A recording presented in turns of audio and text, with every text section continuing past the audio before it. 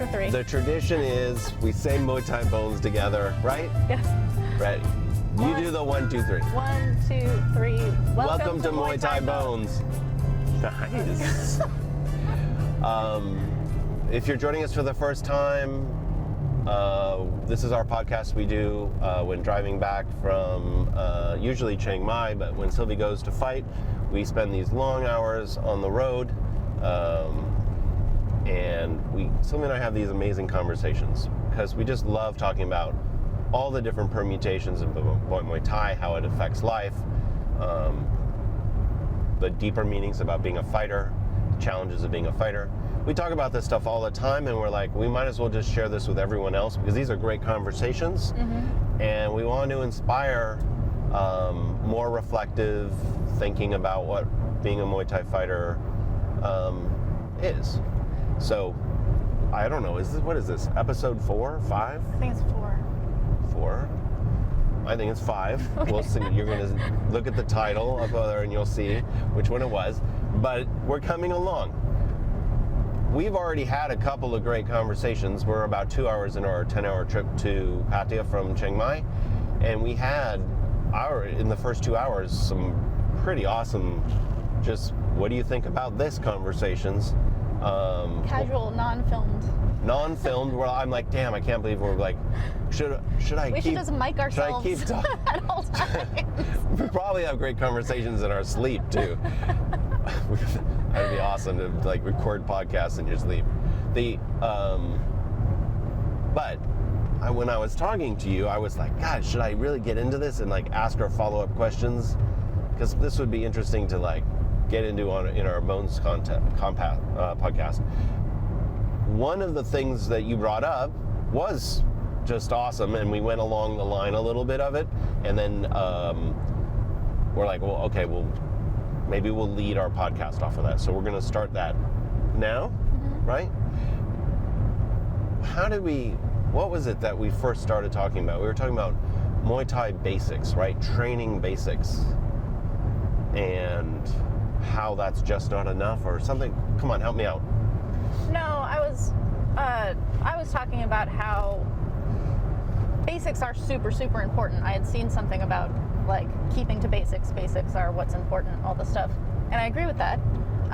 But there's a finesse involved in drawing out or structuring or improving those basics rather than staying very simple and limited all the time. Okay. You have to talk about the basics part because I don't think that led into what I was talking about with Karuhat.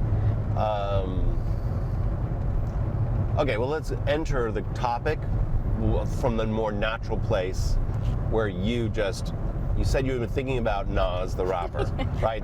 So this is honestly how Muay Thai is like rap, right? So that's your immediate connection point.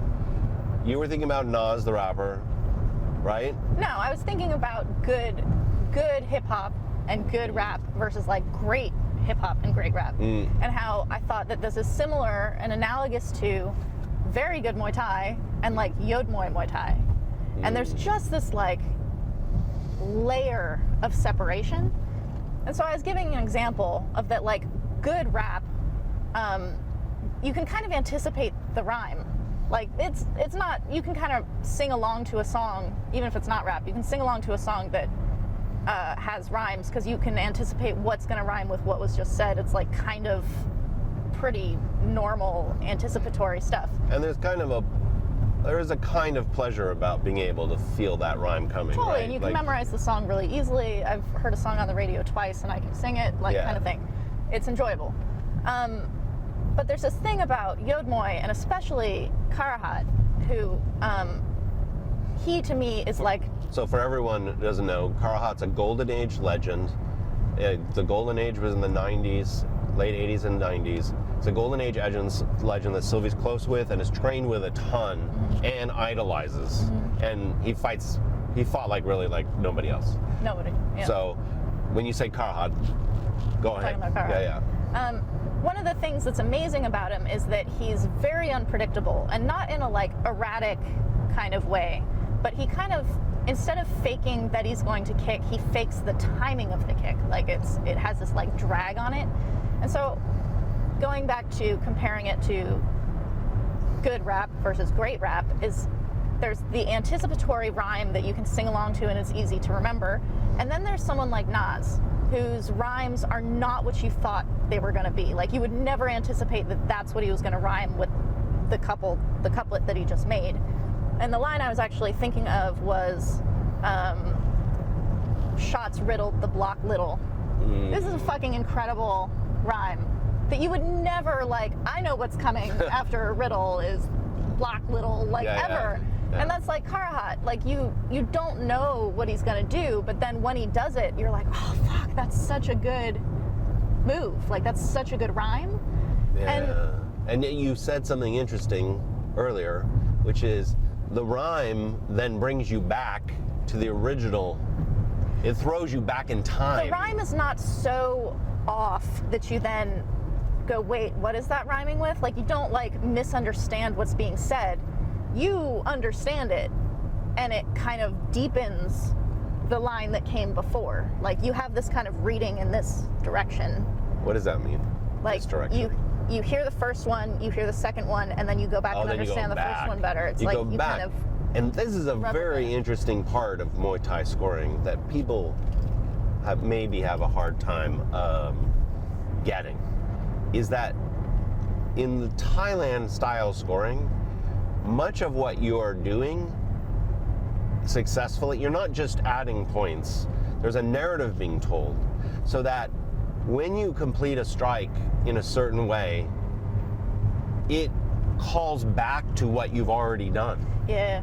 So you can miss that right hand 20 times, but then when it lands, it calls back all back all 20, and you're like, that's what I was doing the 20 other times. Totally. And I've written about this before in a forum post on 8 Limbs Us, which is about, in sometimes missing strikes in Thailand scoring can actually be to your benefit. Right. Because if you finally cash in on them, it tells the story. It tells the story of what you were trying to accomplish.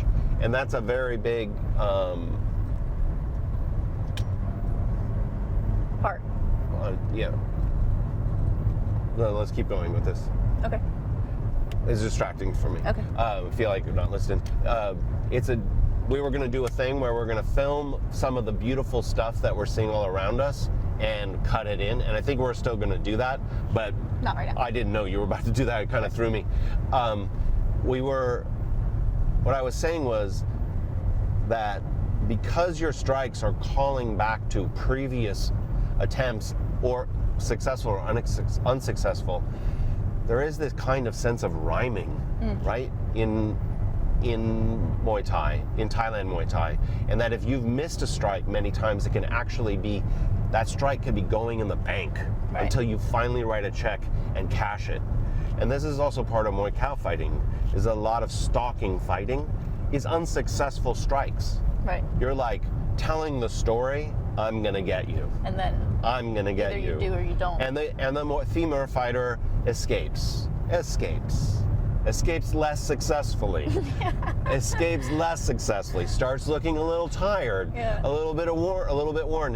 And if you stop the fight in the third round, you might be really like, there's a lot of failure going on. There's no points being added up.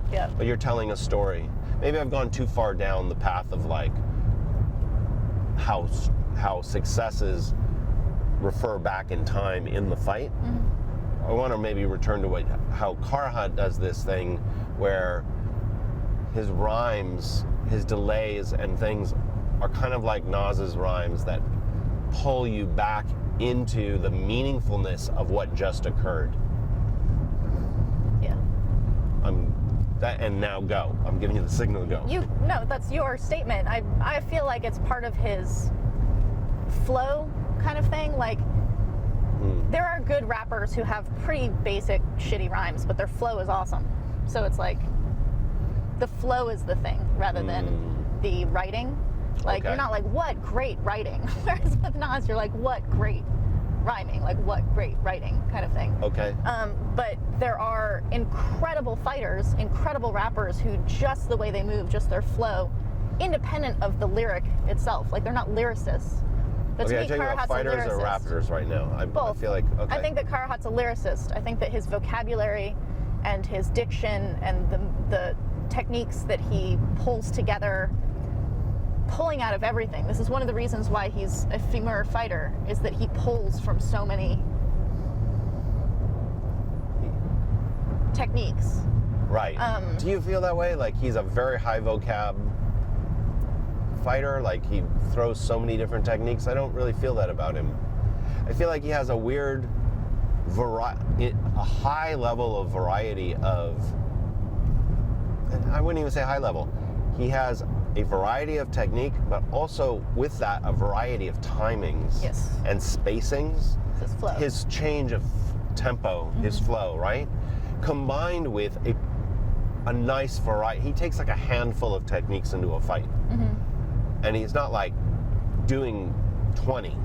He's doing 3 or 4 or 5. But right? when he gets pushed into a distance that he doesn't like, or he gets pushed into getting kicked backwards or something, the way that he comes back in, to me, is accessing vocabulary that is not part of his basic diction. Like he will expand his vocabulary at certain points when he needs to draw on something and change things up.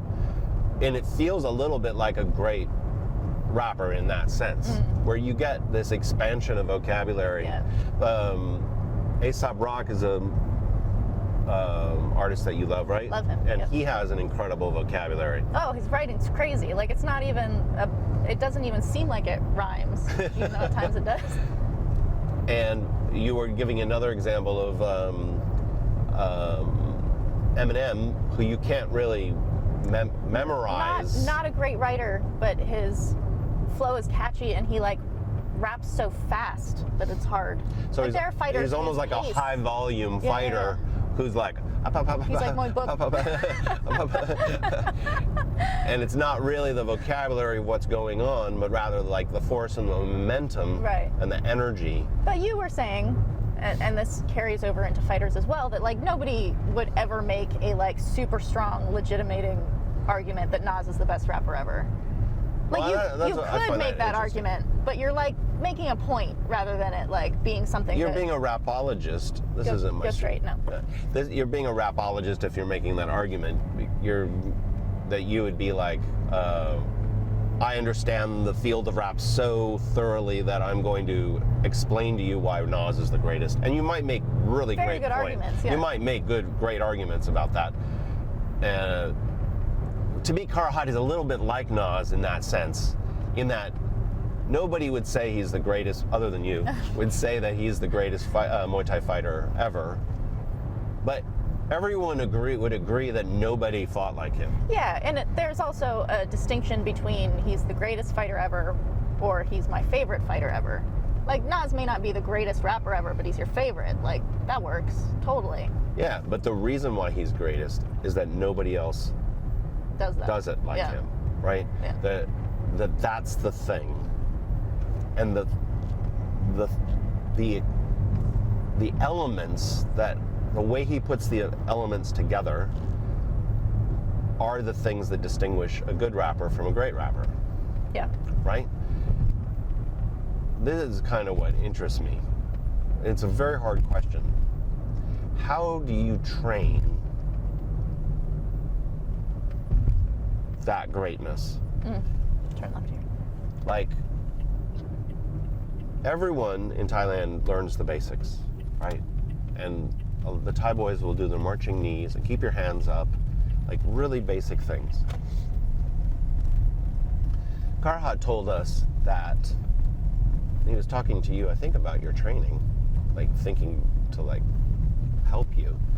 He's like, when I was in his gyms, he would be like, if I could pull this trick off of my sparring partner who knows me really well, I've done something special, right? He was explaining, he's not advising me, he was explaining how he developed his rhythm, his junglat. It's called in Thai. Which would be like flow. Yes, and he was like, I don't know, like, I just came up with it myself. I would experiment all the time. I would spar with every person at the gym, and if I could trick someone who sees me every day, who I spar with all the time, I knew I could fool an opponent who doesn't fight me all the time, even though he fought the same opponent like 5 or 6 times, many times. Yeah. Right? But not the same as a sparring partner you Not have at all, every day. no. And so, but he's not a trickster fighter either. Yeah. Like, he is an intelligent fighter, and when he pulls off the unexpected elbow, you feel like almost like a trick has happened. Yeah. But he's not. You see fighters that are just throwing tricks, reverse elbows, like, you know what I mean? Yeah. He's not like that either. But when he played towards deception. Yes. Like in the gym. So he trained this tendency, this skill, this quality. And this is what kind of interests me. If you're a good rapper, whatever it is that led you to be a good rapper, if you do more and more and more of that, you're not going to become a great rapper. You're going, those processes that lead you to good rapping, which is maybe the expected rhyme and the catchy hooks and enjoyable flow. Right. That doesn't grow into the other thing. They're two different animals. Do you kind of know what I'm saying? You're saying it requires improvement or expansion. It's not improvement. It's like it develops along on a different track. Like, I think some people feel that if they practice the basics, and then sometimes the basics get expanded into things like the 3-punch combo. Mm-hmm. People think that's a basic. It's not a basic. But if you repeat something comfortably enough, like you get to the point that it's automatic. Let's say a 2-punch low kick combo, mm-hmm. right? And you do that all day long, and you get really good at it, and you can beat all your sparring partners with it. And then you win some fights by just staying with it, right? And it's like 45% of your fighting style. I think the belief is that if I get really comfortable with that, I'm going to become creative. Right.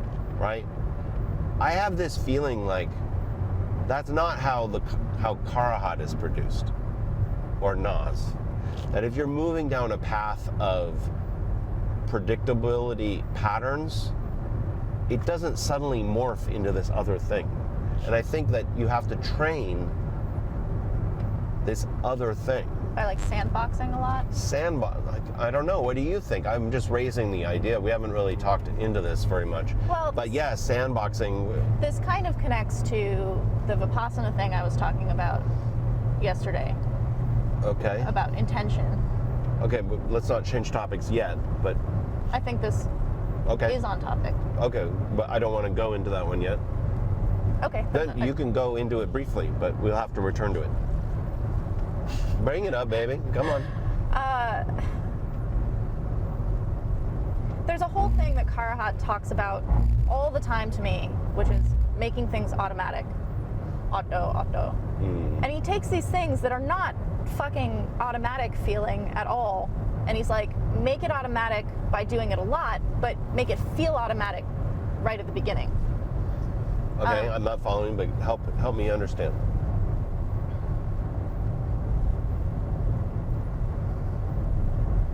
Don't try. Remove trying from the entire process of doing it the first time to doing it the 800th time. Okay. That's automatic. That's how you take something and make it feel automatic at the beginning, even though it becomes automatic through repetition. Okay. That's what drilling basics is making it automatic. So you don't have to think step each time you kick. You don't have to think, where is my foot landing every time you come off? Like, that part is automatic, which allows you to have freedom of sandbox experimentation. How do I trick someone who I train with every day? I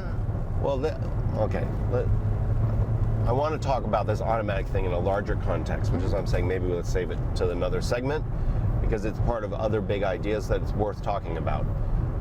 One of the things that Thais do is, as kids, they learn the basics, but these are really building block basics. Yes. These are keep your hands up, or get your knees up high by your elbows when you're kneeing. And they do them at high repetition when they're young. Yeah. They don't train the basics like the combo. Like 1, 2. what they learn is these very, very basic things, including basic things like be on balance. Yeah, they're forms. Catch yourself. Yeah. It's like it reminds me very much of those child building blocks with the letters on them. It's like these are the molecules that then you can assemble into any kind of form. So they train the basics at a very basic level, and then they sandbox a lot. They literally play a lot with these elements, and they start to form their own styles. Often them from what their sparring partners do well. They steal stuff. They look at more successful fighters, older fighters in the gym, and they imitate them. Yeah. They imitate people to see on TV. There's a tremendous wave of creativity that comes out of the basics. And I think Western fighters and Western gyms have a problem, which is they need to teach adults, not children, the forms of Muay Thai, and they often rely on basics that are much more patterned and composite, right? So lots of reliance on combination thinking, which is related to Dutch fighting, Dutch Muay Thai, right? I think part of the reason why this propagates in the West is because of the gym structure, that you have to teach things like advanced stuff. You can't be like, okay, everybody play for an hour and I'll collect your membership fees, right? Levels right. And stuff, yeah. But it's important to think about, because we're talking about the difference between a good rapper and a great rapper. Yeah. Like, the real pleasure is moving towards this other thing. Yeah. Do you have anything else on that? I feel like we walked onto a wall there. Well, I think that it's difficult to know how to train it and then access being able to train it. People have Well, I want you to be able to train it in a way, because I feel like you haven't trained that a lot. You've done a lot of training in Thailand, and we're moving towards more of that. Yeah, I'm doing a lot more sparring now, which is helping because the repetition is just getting in the water. And so the playground experience of being able to, in this session, I'm going to lose the entire time, but I'm going to get my fucking guard going. And we should say, for a long time, sparring was very difficult for you. Still. Okay. Has there been progress? Yeah. Okay. So I want to give a history, not talk about whether or not you're having a good time now, right? Sparring for a long time. You give us, I'm trying to do it and you're kind of resisting me on this. You give the context of, I'm sparring a lot now. Sparring's been difficult in a number of ways. One is even just being able to spar has been very difficult. Like, having access to sparring has been incredibly difficult for the 7 years I've been here. I don't get as much sparring as I want or need. Right. In the past, especially. Recently, I've been getting more of it, but because of my inexperience with it relative, because of my emotional issues with it, because of my tensions in it, I hate sparring. Like, I don't like it. And because when you have sparred, you also have faced people better and bigger than you. Yes. So sparring almost always resulted in negative experience. Negativity increasing the tension. Yeah. And so it's like taking a medicine I don't like. So, but what we did was about, 6 months ago, we're like, fuck that. Let's just go to Rambaugh's gym, which is just a little fucking crazy, amazing gym in Pattaya, and find two boys your size, not giants, and be like, just dive in. Extra work. You would do this before coming to Patron Room in the afternoon, and you're like, just dive in, spar for an hour, and these two boys would rotate on you, and don't win or lose. Just be like, this is the experience. It's like going on a fucking roller coaster. And it's beyond not even winning or losing. It's like, go ahead and be shitty. Like, don't even think whether you're good or bad. Yeah. Just grow eyes, is what you said. Just like grow eyes. Thing. Yeah. My feeling is that the body is so smart as a predator, as an animal with millions of years of evolution, that if you let it see the kick, see the punch, see that your kick is missing. If you get kicked and your block's not coming up, don't make a big deal of it. just watch the kick land. Yeah. Watch the kick land. Watch it land again. Watch it land again. And your brain is a supercomputer, and it will start to time that kick. And when you allow it to see it without all the attendant tension and thought that you suck or why am my block not coming up, all that crap, just remove it out and just let the fucking supercomputer take data in, which is what we're calling growing eyes. Yeah. If you can have that kind of experience, I think you start operating on a more instinctual level. And I think it really started paying off. And then what happened was, you were doing this at Rambaz, and Patee is a very small community. I'm sure Pinu knew you were doing this. And so he started giving you a lot more sparring. Yep. Sometimes almost as a punishment at times. Yep. Like, oh, you want some sparring? I'm going to give you some sparring. Double. Yeah, double sparring. But actually, this has been a tremendous change in your own physical confidence. It's been really good, yeah. Right? But this is walking back to the idea of sandboxing. Yes.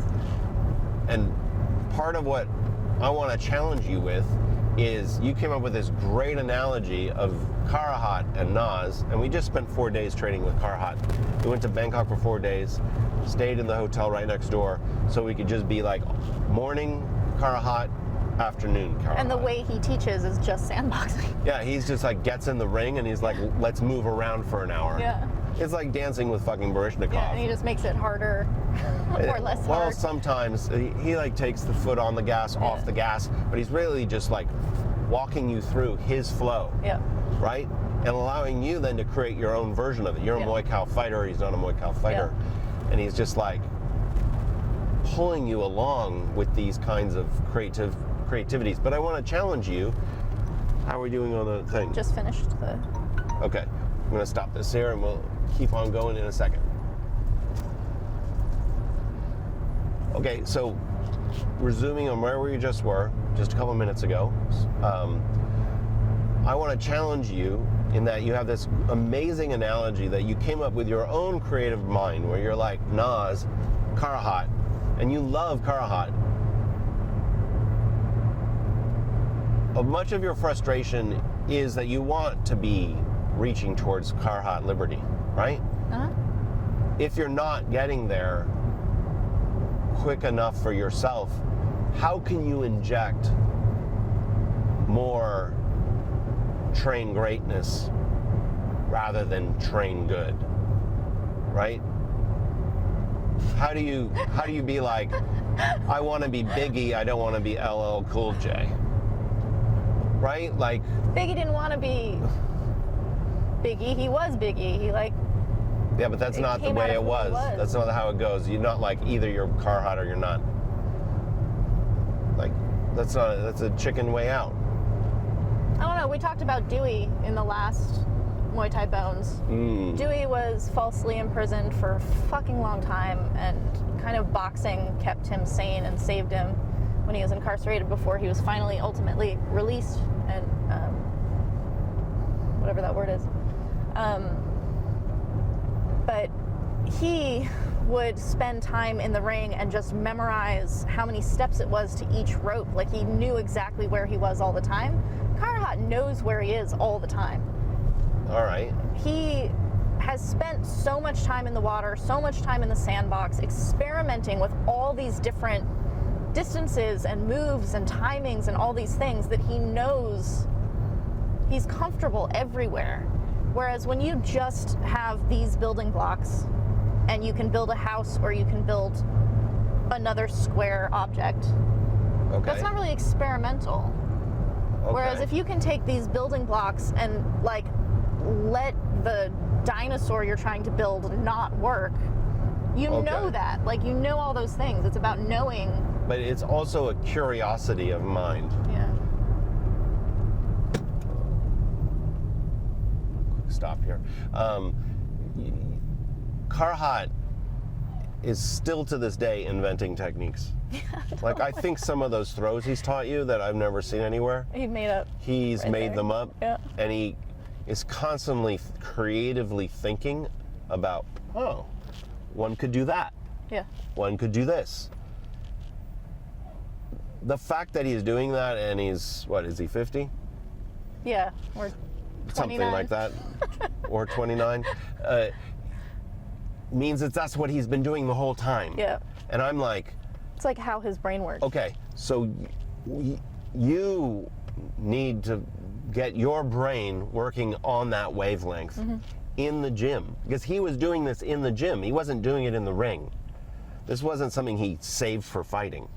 Yeah, it's not a like. It's how Let's try that now. It's how he relates. Yeah. Right. So my challenge is, oh, you want to be like Karuhat, then you have to start rapping like Karuhat from the same ethos. You disagree with me? I don't disagree with you. I just don't know what you're trying to get out of me. I don't know how to do that. Obviously, I have to figure it out. But Well, that's the thing I'm trying to get out of you. Yeah. Is like, oh, that's a lock I have to pick, rather than that's just a lock. yeah, Yeah. but it's using the time when you have a lot of time in the sandbox to play. It's with don't that curiosity. build the same sand castle every time. Like, Yeah. And like, oh, it turned out shitty today because it doesn't look the same as yesterday. Like, build something else, like purposefully. that's one reason why I'm trying to move you off of your comfort of just going back to orthodox, is like pop into southpaw for 5 seconds and then pop out. Yeah. It's like you keep moving kind of off-roading a little bit out of curiosity, right? So that you find curiosity in what you're doing. And that pleasure of kind of like, I don't know how to explain that, of discovery. And another thing that I was suggested to you, I have this tremendous like vision that you're actually an aerial fighter, that you should be leaving the ground, partly because you don't want to leave the ground. And it's like that curiosity of like throwing yourself in the air, jumping on each kick is an idea that we've come up with, is like, wow, what would happen if I went to a territory I just had fucking no clue about? Yeah. And just ran on that territory. Yeah. Right. So I don't know. Do you think we treated that Nas Karuhat theme pretty good? Yeah. Cop. Little police stop. What's next on our list? Or a good one to go to on our list? You want to go to the intention we were talking about, or we want to switch some? Let's make a total switch. A total switch. Yeah, because we like to do things with great variety on the Muay Thai Bones podcast. So if you're in a segment and you're like, this isn't very interesting, you can just jump 10 minutes ahead, and we'll probably be talking about something completely different. So what's something else we wanted to cover? Do you want me to like list things and you pick one, or you want me to pick it? If you want to pick it. We could talk about Sawsing. We could talk about privates, Tyson and the Catskills, Thymotics. Let's talk about. Well, that's not you picking one. No, you pick one. Oh, okay. Okay.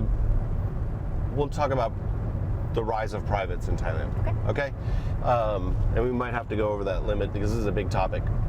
One of the interesting things that has come out of Sylvie's Muay Thai library project, and the way that she's shared so much of her training with incredible legends and also unknown crews across Thailand, is it started to impact the way that Muay Thai functions in Thailand, like across the entire country. Like, there was so little involved, so little online of fighters in Thailand sharing their process or their experiences from like right up till we came here, right? Yeah, including after we came here. And after. Yeah. Still, fighters don't really do very much of this. But Sylvie's put up such a huge body of work that it's changed the way that people, what they expect out of their experience when they come to Thailand. Now they come to Thailand wanting to do privates. Yep. Often with great legendary crews, like people that Sylvie has in the library. There's something on the left here. Stay right. But sometimes they just want good training. Yeah. And there was a time, I don't know, that privates were something that kind of like, you went to a camp and your main thing was you wanted to be boot camped, right? You wanted the camp to take you seriously as a fighter or a student. Well, something coming on the side of the road there. And then occasionally you would find a crew and I guess pay a couple extra $100 baht and do private sessions to kind of fortify what you... What I remember... Okay, go ahead. When we first came, was actually a complaint about commercial gyms, mainly on Phuket, like more tourist area places where they're like, you get shit training because the trainers are always trying to push you towards a private. That was before we came here? That was like when we came here, like when we first moved here. Okay. This was a complaint that it was like a scam or something that you only got real technical training if you paid for a private. That was in these like Globo gyms. Commercial gyms. Right. Big commercial places we were not. Gyms. Yeah. Yeah, it's not near but what we were. But we started using privates intentionally as a way to kind of control our positioning at the gym. Yeah, they started at Lana, and there was the regular training, and a lot of Sylvie's, what she's done is supplement. Yeah. Like, we're never going to get a perfect training experience in one place. So like we said about going to Rambas for sparring, extra sparring, Sylvia's always done extra stuff to supplement wherever her training was, even when we were in America. And so we would take extra privates at Lana with crews that weren't a big part of her training path. Right, or who didn't actually have very much status at the gym. We were working with Nung, who was a former boxing champion, so we were working on my boxing with him. Yeah, and I guess, okay. Anyway, the point of me bringing this up is that prior it was seen as though supplementing with privates was not the deal or something, rather than a bonus. That like supplementing with privates is a way to direct your own training in a positive way, or like if you have a good experience with a certain trainer at the gym and you're like, I want more of that, like teach me that technique. I mean, I'm guessing that in those global gym situations their complaints were accurate. I don't really want to spend time on Phuket gyms because that's not our world. I'm not trying to focus on Phuket gyms. I'm trying to point out that the connotation of a private when we first got here was not a positive thing, and I think now people are seeking privates because they're like, that's where I can get focused attention, and they want focused attention, and they don't see it as I should be getting that in my regular training as one of 20 students every single training session. Yeah. There's another component here that's interesting to me. Not Phuket, like that's not our world. Every good gym in Thailand has good padmen. Yep. And some of these padmen are incredibly knowledgeable. They are like I don't want to be disparaging of Western coaches, they are way more knowledgeable than most Western coaches, I would say any Western coach. They've been soaking in the process of building Thai fighters in a fucking higher fight environment for 20 years. Their eyes and their relationship to the work is just incredible. They're craftsmen, and they're very valuable to the gyms that have them, especially when they find a good pad man who like shows up for work and does his thing. But even bad pad men, like undependable ones that circulate through gyms, have vast experience. What's kind of interesting is, and I don't want to overstate this, but pad men had very low status in gyms. Still do. They're, okay, I'm indicating a change, right? A change here. Very low status. They're workers. Like, we call them crew out of respect, but in the actual hierarchy of gyms, pad men get paid very little money, especially in gyms that charge a lot of money. And they can be worked really hard. And they get worked really hard with a great variety of students, often taking on really large, physically large students, so the physical work is intense. But the main thing is that the knowledge level of these men, and then the compensation that they have feels very disequal. And it was the case that you could take a private from a very experienced, like knowledgeable man, and you could have that private for 300 baht, which is 10 bucks, right? And probably less, right? But let's say 300 baht. You're getting a private from somebody who's high level, like PhD level guy, who has very little social status. What's happening is, as people come to Thailand thinking about, I want to take great privates because I want to ensure that I'm getting the download of technique and the attention and the focus that is going to transform my Muay Thai in the 1 month or 2 months that I have here, right? They come here thinking, I want to take more privates because they see what great privates are in the Muay Thai library. And I don't know that they can always get them, but because you're a very receptive and aware student, we don't know what happens when other people take privates. We hear good things though. But what I'm saying is the business model is changing in Thailand, where it used to be, you want to go to a good gym and they're going to boot camp you and they're going to wear you out and believe in you and shape you like a fighter alongside hopefully Thai fighters, and then that's your experience. That's what you're really paying for. And now people are starting to like sniper focus more on getting privates and coming to a gym for a particular crew for privates. I think this is really fascinating. Like, I don't know this is to be the case, but like, and I'd love to hear from Santai people, but I know there are people going to Santai now to take privates with Crew 10. Which is a great idea. And Crew 10 is one of the great Muay Khao trainers of Thailand. Yeah. I did not get the feeling he was like a star crew when we walk in there. No. I don't know. But it's interesting to raise the position of the crew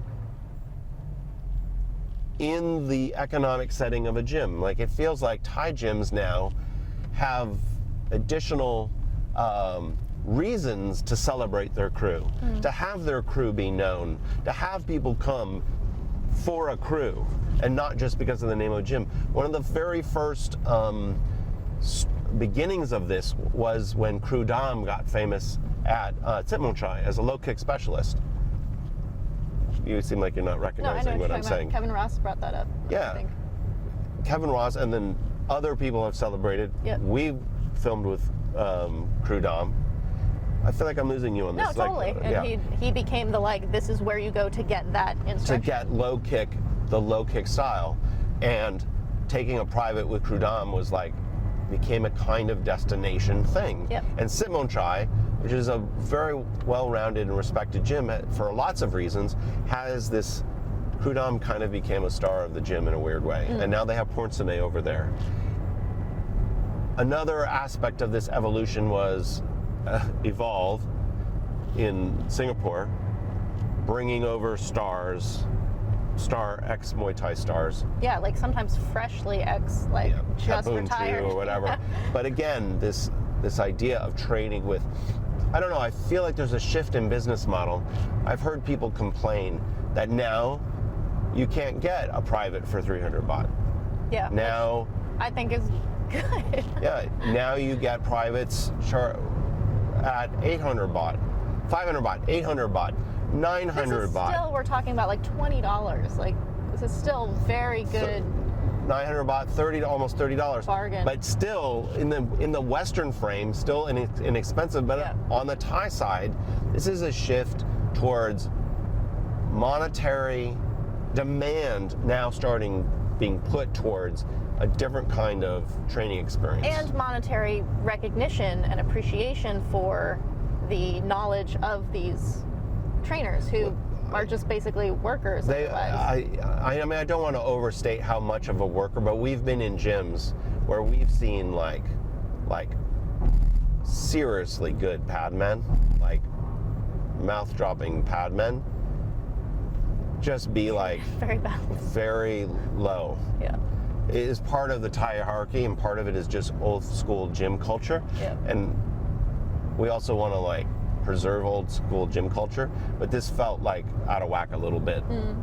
And I feel like there's something evolving here that's probably a good thing, that padmen and legends are starting to get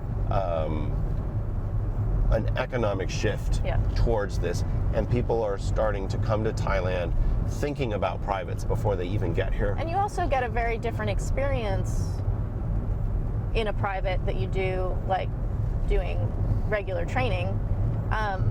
The example of my gym, Patron, it is not known for privates at all. Well, like we don't, Pinu doesn't even offer privates. Like it's very much. Up to 6 months ago, there were no privates. It could happen, but it's not something that we focus on at all. The padman who most often gives these privates, we have more than one, but Pigok is mainly who people are going to be seeing when they come do a private at Patron. Again, low status. He's not treated like shit or anything, but he's not like, does not have status in the gym. Well, he's a guy that lives next door, who runs the chicken fighting. No, Chicken Man runs the chicken fighting. Where does Pigok? Oh, Pigok. Pigok buys dad. Okay. But he's worked at Fairtex before. He went and taught in Malaysia. Like he has a lot of experience. If you get Pigok on a regular training day, there are actually quite a few people who don't love his pad work. Okay. But every single person who's come and done a private with him has been very, very happy. His privates, when he focuses and brings you through all of these different things and shows you the techniques and works on these things, people are super happy. And these are people who are coming for privates, so they're getting what they're paying for, which is great. People who are coming and doing the regular training, maybe his style doesn't work with whatever they're aiming for in that. And there are people who like him in regular training too, but like, I'm just saying, a pretty negative picture. I'm just saying that the fact that people are looking for privates at Patron, which does not advertise privates like in any way, means that people are coming to Thailand with this is what I want. Yeah, but this is a new, my point is this is a new thing. Like, of course it's a new thing. They didn't 6 even, months ago, nobody would ask. Didn't even, yeah, but if they asked, they didn't even know how to give an answer. Like Patron is an old school gym. So much so that they didn't even have a business model that involved privates. Pinu doesn't want to give privates himself. Like this is. Yeah, he won't give them. He does. He literally doesn't want to. He puts his teaching into the actual training sessions. But the fact that people are asking now just shows that there's a shift going on. Yeah. Right. And we should also say at Patron, Yodkun Pon does give privates and has been giving privates for a very long time.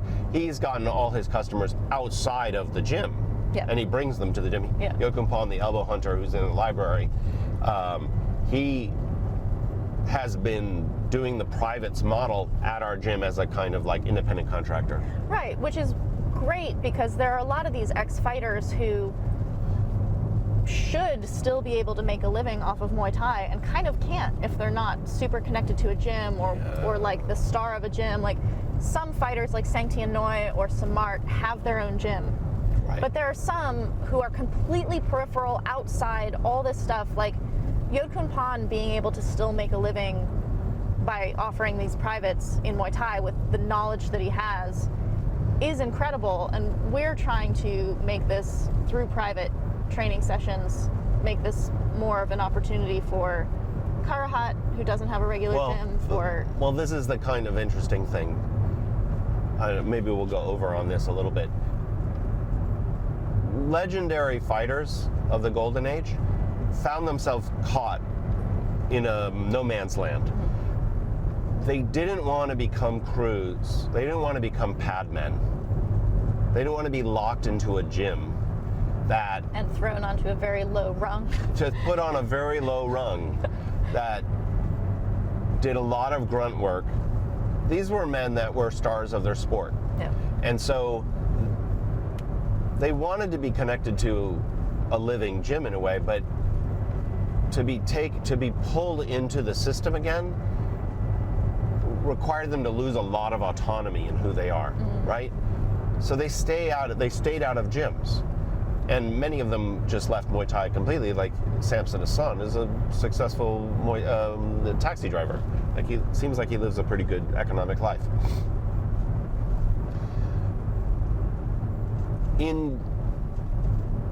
And then the other half that they're caught out of is they have knowledge, but they're not affiliated with the gym, so they have no way to make a regular living out of it, because who's going to book privates with them? There's no way to. They have no way. They don't speak English, most of them. Yep. And so one of the things that we've been doing as a result of the Muay Thai Library and the Preserve the Legacy project is creating these avenues to have legends to be able to come to be ancillary to a gym, to take privates and be paid well for their knowledge, but also for people to discover that you can do privates with them. Yeah. Like, you can do private with Sagat. Like And one should of do the private with great, Sagat. he probably It's is the best amazing. private in all of Thailand. Yeah. He's was one of the great fighters, and he's an incredible instructor of technique. Like, people are like, I want the technique correction. Sagat is incredible in being able to bring correction. There's probably no person who is as high a level of fighter and teacher. I don't know, maybe Charchai. He was a world champion, but he did not have the force, the force of achievement that Sagat had. Part of what we're doing is we're building ways for people to find Sagat and to go train with him. He's actually just moved from his TBM gym where he was taking many privates from the library project, and now he's doing his own thing at 13 Coins. We're going to be updating that. We're thinking about putting together a channel of communication, because it's not easy to communicate with, so these privates can be booked. But it's like, we're reawakening an economic line directly to the people that have the knowledge, whether they be great crews in a gym like Crew 10 at Santai, or they be great legends like Karuhat. And we want to say, can you check the time on this? Yep. Oh, let's stop and let's continue, okay? Okay. Let's see. Here we go. Continuing on after a few technical adjustments. The camera overheats, we have to change the battery. We want to finish up on the change of the economic model of Thailand. There's these slight shifts going on. But in particular, we want to talk about, in our case, the example of 3 legends and how they're being affected differently by the Muay Thai Library project and the rise of privates.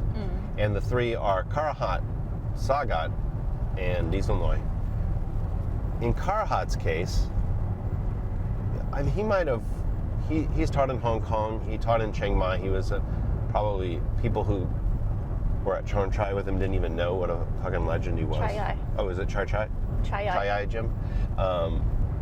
He's probably offered privates much of his life, right?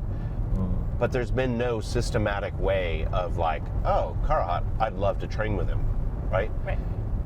Part of the raising of the awareness of Karuhat through the Muay Thai Library has now led to him coming to Rampo Gym in Bangkok and offering privates there very regularly. Yep. And we started a Facebook page, an official Facebook page for him, which posts about his career and stuff. He is on it as an admin, and he's trying out his English more. Like he's trying, he either uses Google Translate or he's actually increasing his English vocabulary, right? But he is on there as an admin, but Sylvie is also an admin, so she can facilitate communications, and people can book a private with Karuhat through the Facebook page. These avenues are like important bridges between knowledge and opportunity, right? And in his case, I don't know what he's doing at Rampo Gym, but it feels like when we went there that he's kind of just teaching privates, right? or helping out with training once in a while. Yeah. I feel like I'm just talking here and you're... No, I agree. I think that is what's going on. He had 2 very young Japanese students who he was interested in, so he was helping with their training kind of on the regular, but he's not like staff at Rampa. It doesn't feel like that, Yeah. right? He lives right next to the gym, though. So, in a weird way, there's this little micro life that is... And Karuhat's kind of a Free gunslinger, free spirit. Like Doesn't want to be tied down by anything. Yeah. And so this offers him also life freedom, right, to a certain degree. And people coming from all over the world and getting to train with him. And it's pricey in the old model, Yes. right? What is it, 2,500 baht? Yeah. So $70 US or something, $75 for an hour. But you get to be in the middle of legendary flow. Yeah, you get to train with Karuhat. Yeah, That's it's incredible. So that's one example of what's happening. Another example is Diesel Noi, who you brought into the gym for a month full time as just somebody to help out in the gym. Like, we really just wanted, we talked about it in the last podcast, you can go back to that one. Like a guest advisor. But basically, let's get him in the mix of a still authentic Muay Thai gym that's raising Thai boys, mix in with some Westerners, but it's a real gym. Like, there's people on the come up on Raja and Lumpini, right? They call him the what? Said the fighters there are Thai boys. Oh, yeah, on the come up. Yep. On the come up. Yeah. And it was meaningful to like fold him into the gym in a way that gave him life in his life. Yeah, it was kind of like the inverse of private, which Yes. is like, let's take the isolated spotting of him training people, mainly Westerners, and put him in the circulating blood of an active, breathing, living Thai gym. And in the meantime, he also gave privates. He also gave During privates, that month, people and he came, loved it. He gives his all to it. People came and took multiple privates from him. Yep. And also, he's coming again in August, 3 days a week for 6 months. So if you come to Patron Rung anytime after August 14th for a week, you'll see him. He'll be there 3 days a week. But it's again this thing about like pulling out the relationship between a legendary fighter and the opportunity to train with them. Yeah. Right? Yeah. And then the last example is Sagat, who was, well, everybody knows he's a superstar, was giving privates out of Boost and TM gym, and they had a falling out. Yeah, he was with TBM for a very long time, and we don't know what happened there, but it's possible that his growth in privates has allowed him to make a break that he maybe wanted. We got that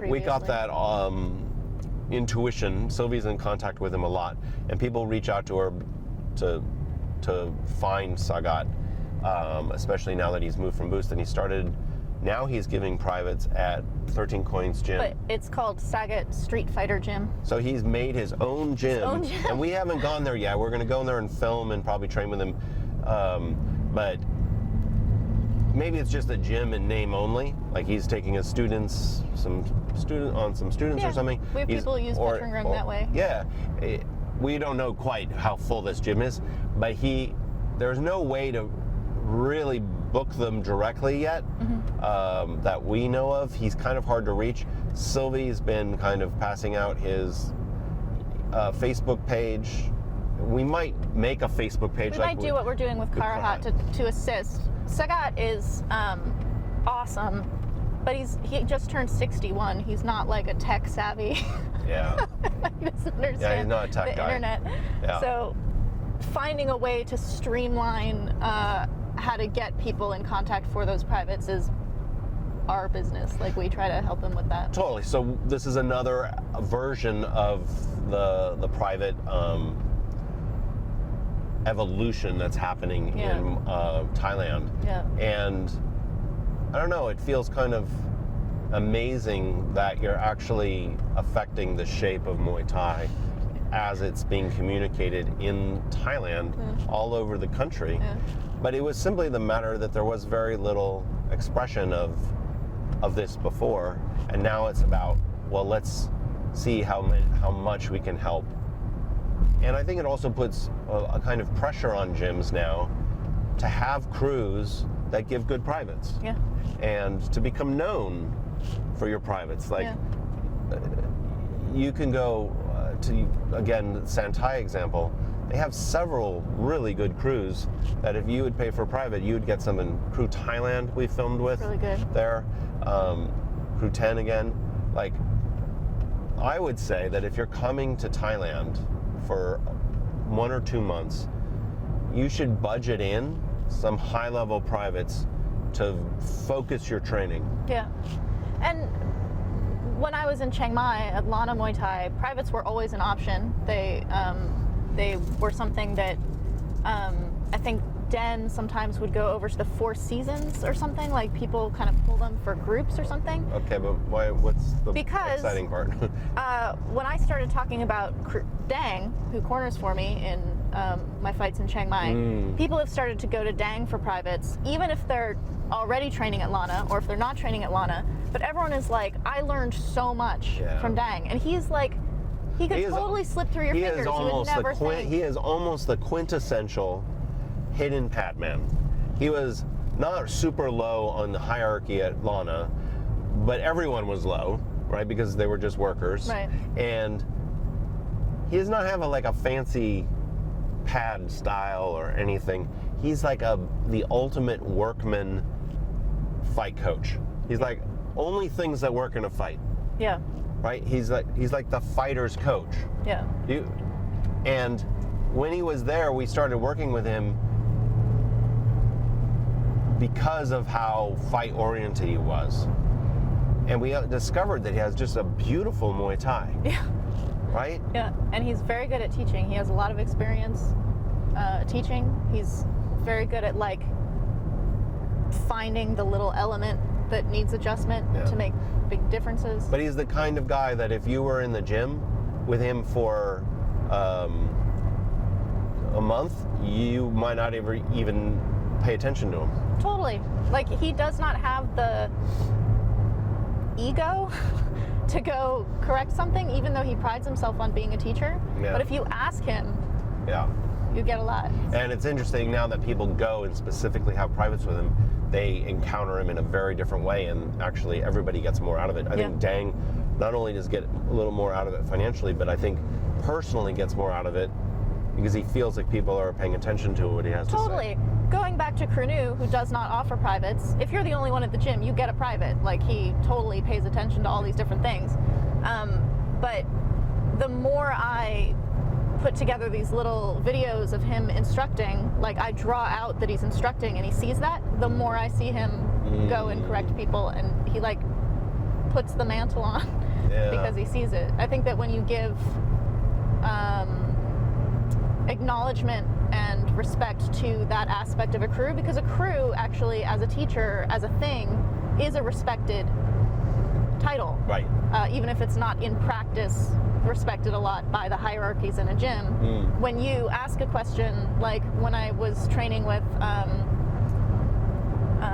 Tanadet, who's still very young, if you ask him a question and put him in the position of crew, he's amazing. It elevates in this beautiful way that they take on this role that they're completely capable of, even if they don't take it because of modesty or humility or age or whatever. Totally. I think we covered that pretty good, and it's an exciting change. What is...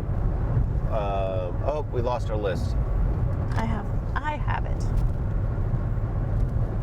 Do you want to totally change again, or do you want to... Yeah, let's change again. Well, let's go into health. The absolute rest as priority. Yeah.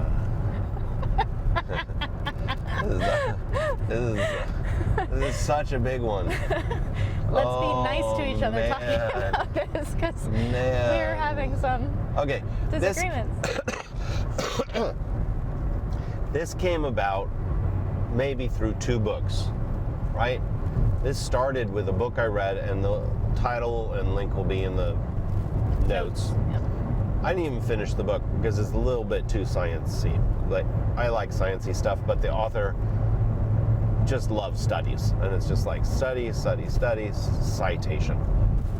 But the things he was saying are starting to really filter into popular news media too. So you guys might already be hearing this, but I read this book about 6 months ago, and it was about the priority of sleep.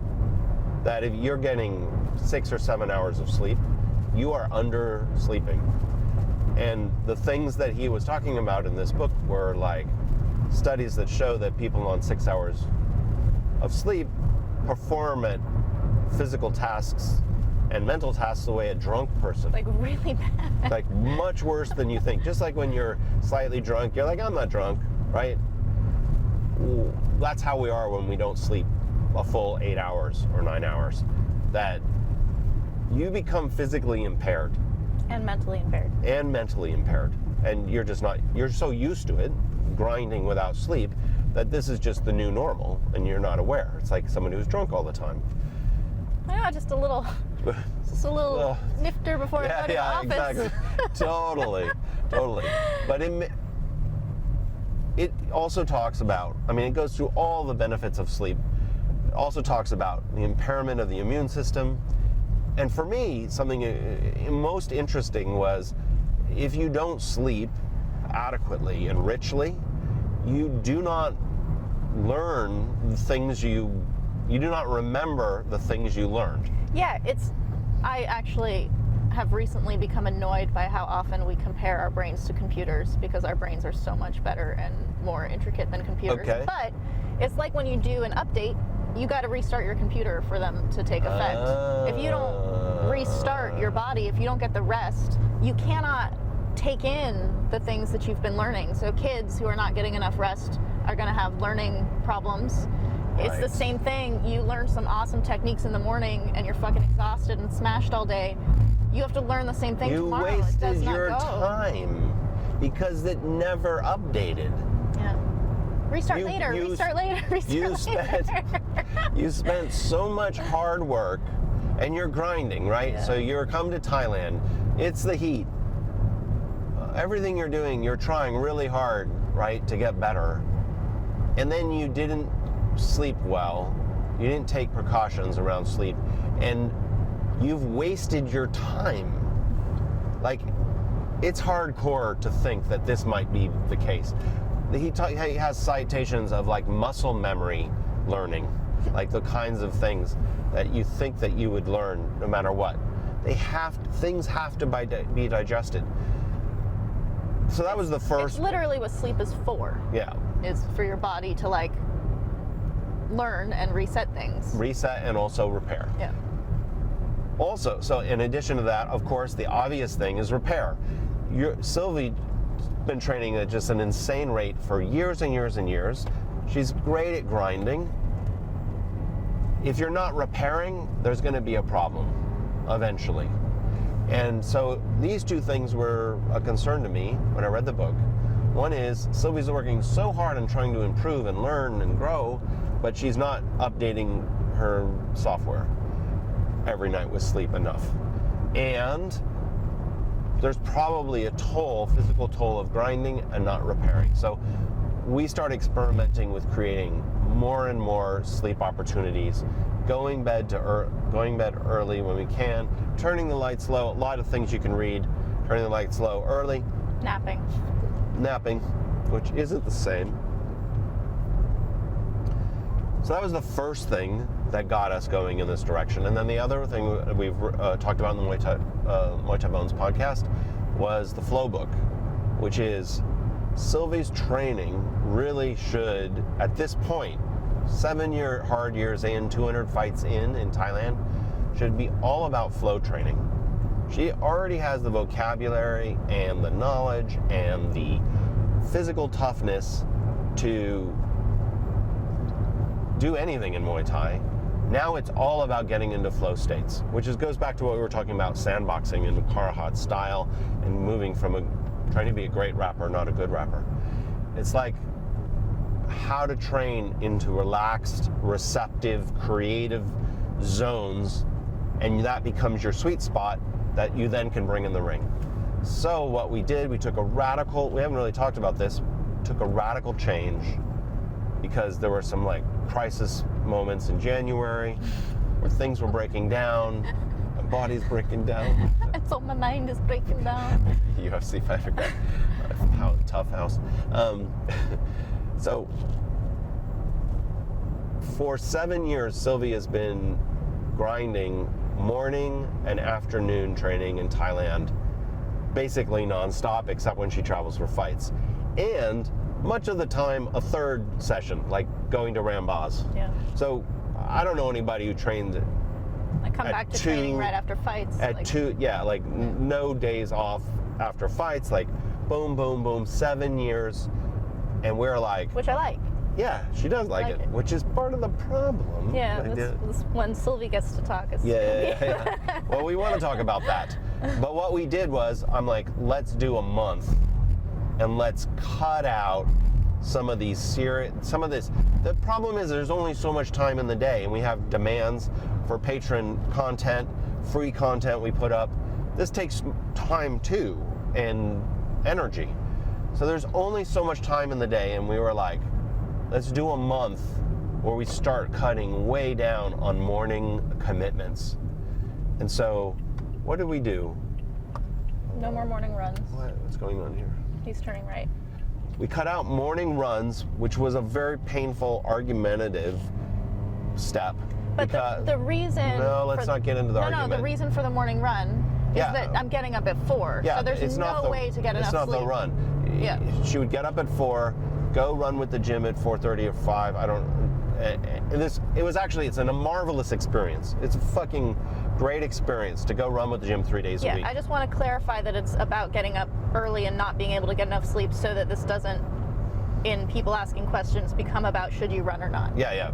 Well, it has nothing to do with about the running. Yep. It's because the gym runs so early, and the reason they run so early is the Thai boys go to school. Yeah. So it's running before school. And it's this beautiful run out by the lake. We cut out the morning runs because they just basically were like huge shotgun blasts in the chest of morning sleep. It's ridiculous how disruptive these are. There's no way to get more than like 4 hours of sleep on a run night. Yeah. We tried to like sleep afterwards. We just cut them out. We also cut out morning training every other day. 3 days a week. 3 days a week. So 2 huge blocks we cut out to create more rest and more recovery, so that you want to sleep 8 hours, and if you can't sleep for whatever reason, you do Vipassana. Still rest. Which is active mental rest meditation that you do. So everything is about gearing down so that your afternoon trainings can become these elevated flow state learning experiences that are not just stress experiences, right? That you then can sleep on, digest. Okay, so that's the idea. And a lot of people are gonna be like, yeah, Sylvie's not overtraining anymore, right? Let's talk a little bit about what that's been like, the pros and the cons. I'm way more pro about it than you are. You have mixed feelings about it. Mm-hmm. But I'm like, let's give it time, because we've done the other thing for 7 years, and I'm like, I don't think we were doing it wrong. I think you gained so much benefit out of fucking grinding, like mental benefit. Yeah, it's like wrestlers. It's not like you should have done the hack earlier. Yeah. But I'm like, now that you have that toughness, let's add flow on top of that, and sleep and restoration. What do you think? You're way more knowledgeable about this because you actually now done this. I lack perspective that you have, but it's not been easy for me. It's been a hard change for a number of reasons. Going from the huge reasons to the minute reasons is that it's different, and I don't like that. Yeah. When you've been grinding and you have a routine that you've set your clock to, right, for a long time, yeah, to change that does not feel good, even right, if it's all things that should feel good. Like, right, Well, you're, you kind of are a go person because you've been that way. but my confidence is based on it. Yes. Like, I know how fucking hard I work. Yeah. I know if I'm tired, my opponent is dying. Yeah. I do not know how to have that same confidence well rested. Like, it doesn't compute to me. Right. It's possible that, like, someone who is sure to study 6 hours after school every day is actually doing busy work during some of that time because they're used to it, and when they start pulling it down so that they're only studying 2 hours, they're getting the same benefit, but they're gonna feel like, Maybe oh my God, did I do enough? Maybe Like, did I learn enough? Maybe I'm not gonna know this thing. I also really love elements of training really hard. Like, I understand the getting up early problem, but for me, that run is so important to my soul that, to me, the trade-off is sleep is less important. But we're trying something which is like, no, make sleep really important. You say that sleep is less important, but if you're like, that run is so good for me, I'm willing to forget everything I learned in the afternoon before, I don't know that you'd agree with that. Yeah. Like, this is part of the problem. Yeah. Is that it's also been really hard because I can't rest, because I have this tension about changing. Because you wake up at 5 o'clock in the morning, bing, Yes. already. So it's kind of like this thing where you're like, I took vitamins for 3 days and don't feel any different, so I'm going to stop doing it, kind of thing. Whereas you have to take vitamins for like 6 weeks to actually feel any kind of yeah, but you difference. act like you've been doing this for 3 days. The truth of the matter is, and this is part of our argument, is there's been great results, and you don't credit yourself with those. You've been having incredible sparring sessions, mental agility. There are some things that we've changed. We've talked about in other podcasts, which include adding sodium, moving to 1+1 keto, which is like an extreme dietary shaping of your energy systems. We've attributed the benefit to those things, which I think is for sure the case. But some of the like transformation of your mental capacities in training, I think you got to credit this sleep protocol and rest protocol that we've been doing. Like, I think your sleep, you have been getting more sleep. You have to have been, because you're not getting up at 4 o'clock in the morning 3 days a week. And even when you're not sleeping, your enhanced Vipassana time, sometimes hours in meditation, I'm telling you as your husband, I am seeing you being mentally agile, especially in the face of not being a drunk person anymore. difficult.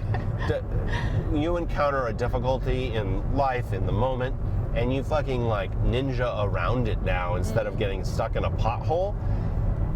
These are huge, profound differences that I'm not quite sure why you won't credit the change with those experiences, because you've had the benefit. You've come home and you've been like, wow, I could hang with Champ in sparring. That wasn't a fucking thought you would have had a year ago. Yeah. Even if you did hang with Champ, you wouldn't have had that thought. Yeah. Like, that's a valuable thought. That's a fucking gold-plated thought. Right, which is also a huge confidence builder. Like, to be able to acknowledge your successes and changes, or even giving yourself credit for attempts, even if they don't succeed. All of those things are really important. Mentally driving around with the handbrake on is a huge detriment to everybody. And there's another thing that's interesting is when you train with Sakmon Kon, he was talking about how they used to like make him march around as a kid with his knees, like endlessly from rope to rope. And he has a very negative attitude about this kind of like purposeless marching, right? And he has this thing like, don't train dumb like that. The truth of the matter is, in my opinion, that dumb training is what gave him the foundations to become a great fighter. Yeah. And he had, what he became was because he did the knees. Right. Like, I feel like you did your knees for 7 years. Like, this grind that you've done was not a mistake. Right. It was part of the process. It's like how a tadpole has to start in one shape and becomes something else. And I don't know what would have happened if you had like carefully biohacked the whole thing and did your waking heart rhythm and all that crap that everybody's well into. I don't think you would have become as tough as you are. You're incredibly mentally tough. And now we're just trying to now take advantage of all the knees you've done. Yeah. That's how I'm seeing it. Yeah. Does that make sense to you? Yeah. I also like this idea of making the afternoon session the one where you can just floor it. Yeah. And be open to creative stuff and to make everything about like making that stuff stick. Right? So if you come to Patron Rung to come and train with Sylvie, she might not be there every morning because we're doing this stuff, this other thing. I have no idea whether we would recommend this to someone else. Like when somebody's like, I'm going to come to Thailand and only train once a day, I'm kind of like, that's not really a good idea. Well, how do you feel about it? Like somebody listening to this and they're like, well, should I train once a day or twice a day? Like maybe things like prioritize your sleep. Yeah. Is something going on there, baby? We're within the last minute. Oh, prioritize your sleep. Be careful about your partying because it's going to wreck you maybe for a couple of days. Watch how you eat. Take care of your electrolytes. Well, what do you say about this once a day, twice a day thing? I do all of those things that you just talked about. I do all of them. Like I take care of what I eat. I take care of my electrolytes. I pay attention to mental training. I meditate. Like all of these things. But sleep and was I fucking was grinding for 7 years. And after that, we've decided to try out this taking mornings off. Yeah. So if you're like, I'm coming to Thailand for the first time, should I train 1 or 2 times? You're not on the same part of the road I'm on. So I don't know. Yeah. It depends on where you're at. But nobody's going to be at where you're at because nobody's ever done it in history. That's why I'm saying don't take your cue from what I'm doing. Like, take your cue from what you... Yep. Okay. There we go. Next subject, switching things up as we do in Muay Thai Bones. We wanted to talk about one of your favorite topics, the female Thai fighter Sawsing Sorsopit, who you are a huge fan of. Big fan. Like when people ask you who your favorite fighters are, you're like, I don't know, there's not a lot that come to your mind that are contemporary fighters. No. She's probably your favorite contemporary fighter. Yeah. Right? So we want to talk about how incredibly special she is as a fighter and a person, because in the way that she's special gives insight into Thailand Muay Thai and female Muay Thai, I think. So maybe start talking a little bit about who she is and also why people should be excited about her. Sawsing is not, she's not super unusual in her origin story. She was one of these young girls trained by her uncle when she was very young, started fighting a lot. She was 8 or 9, right? Yeah, was very good. So she stood out as a strong, good fighter. Like a Pechijia type? Or not yet? I don't think she had that kind of renown, but good. Well, we don't know. We don't know. But she had a name, coming up.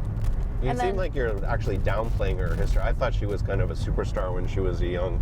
Dualek is a huge fan, and he's not anywhere near Singburi. You feel like she wasn't a superstar when she was 12 years old? I feel like I don't know enough to say whether she was or wasn't, but what's remarkable about her is not her origin story. It's what she is now. She fought Imam Barlow when she was 16, probably representing the best female fighter. She was probably thought of at that point the best female fighter in Thailand.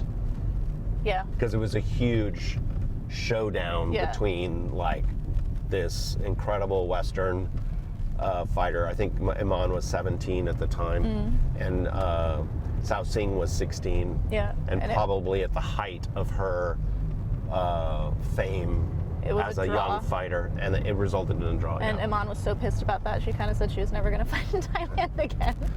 Or at least it resulted in her not fighting in Thailand again. Yeah. But so now Sawsing is still quite young. She's in her early 20s, like maybe 22, maybe 23 by now. She has a 3-year-old son, Winner. So her trajectory as a female fighter was a little bit sidelined by a teenage pregnancy. She's married to the father of Winner. They're together. They have a gym together in Singbury. But the fact that she is now like basically at the top age that Thai female fighters ever are. They don't fight well into their 20s. She has this position in the female Muay Thai community among Thai women of girls looking up to her. Thai, in this, like, Thai female fighters. like big sister, idol, kind of like, she holds a queen bee position. That's what we call her, Queen Bee. Right? And we went and watched her fight in Bangkok, and you photographed the young Thai fighters around her. We were ringside, and there were fighters, young fighters. Mung Sing Ju is a very good younger fighter, who's her cousin. Yeah. Her cousin. Gao Da, who's a fighter who you faced several times, was there. And these girls are not like tons younger than her. They're like, no, like 4 years, Yeah, 5 4 years, years, 5 4 years. And we watched I caught a couple photographs of this. I have some photographs of it. Maybe we'll link them in the description. We watched these girls with like heart eyes. Hard eyes at Sawsing in the ring, performing her Muay Thai. And it was something like, They it's something you cloister don't- around her. It's like Sawsing has a fight. All the little chicks. female fighters gather together to like go scream in her corner. She's amazing.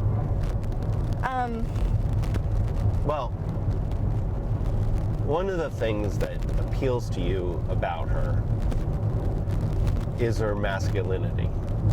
And this is something that's kind of a very interesting component of that talks about Muay Thai in general, which is that Muay Thai for Thais is a hyper-masculine performance.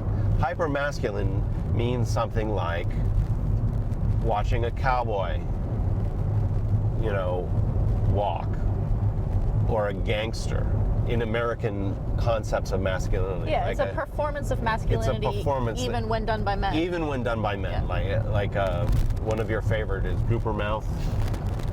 It's Tom Hardy. Tom Hardy.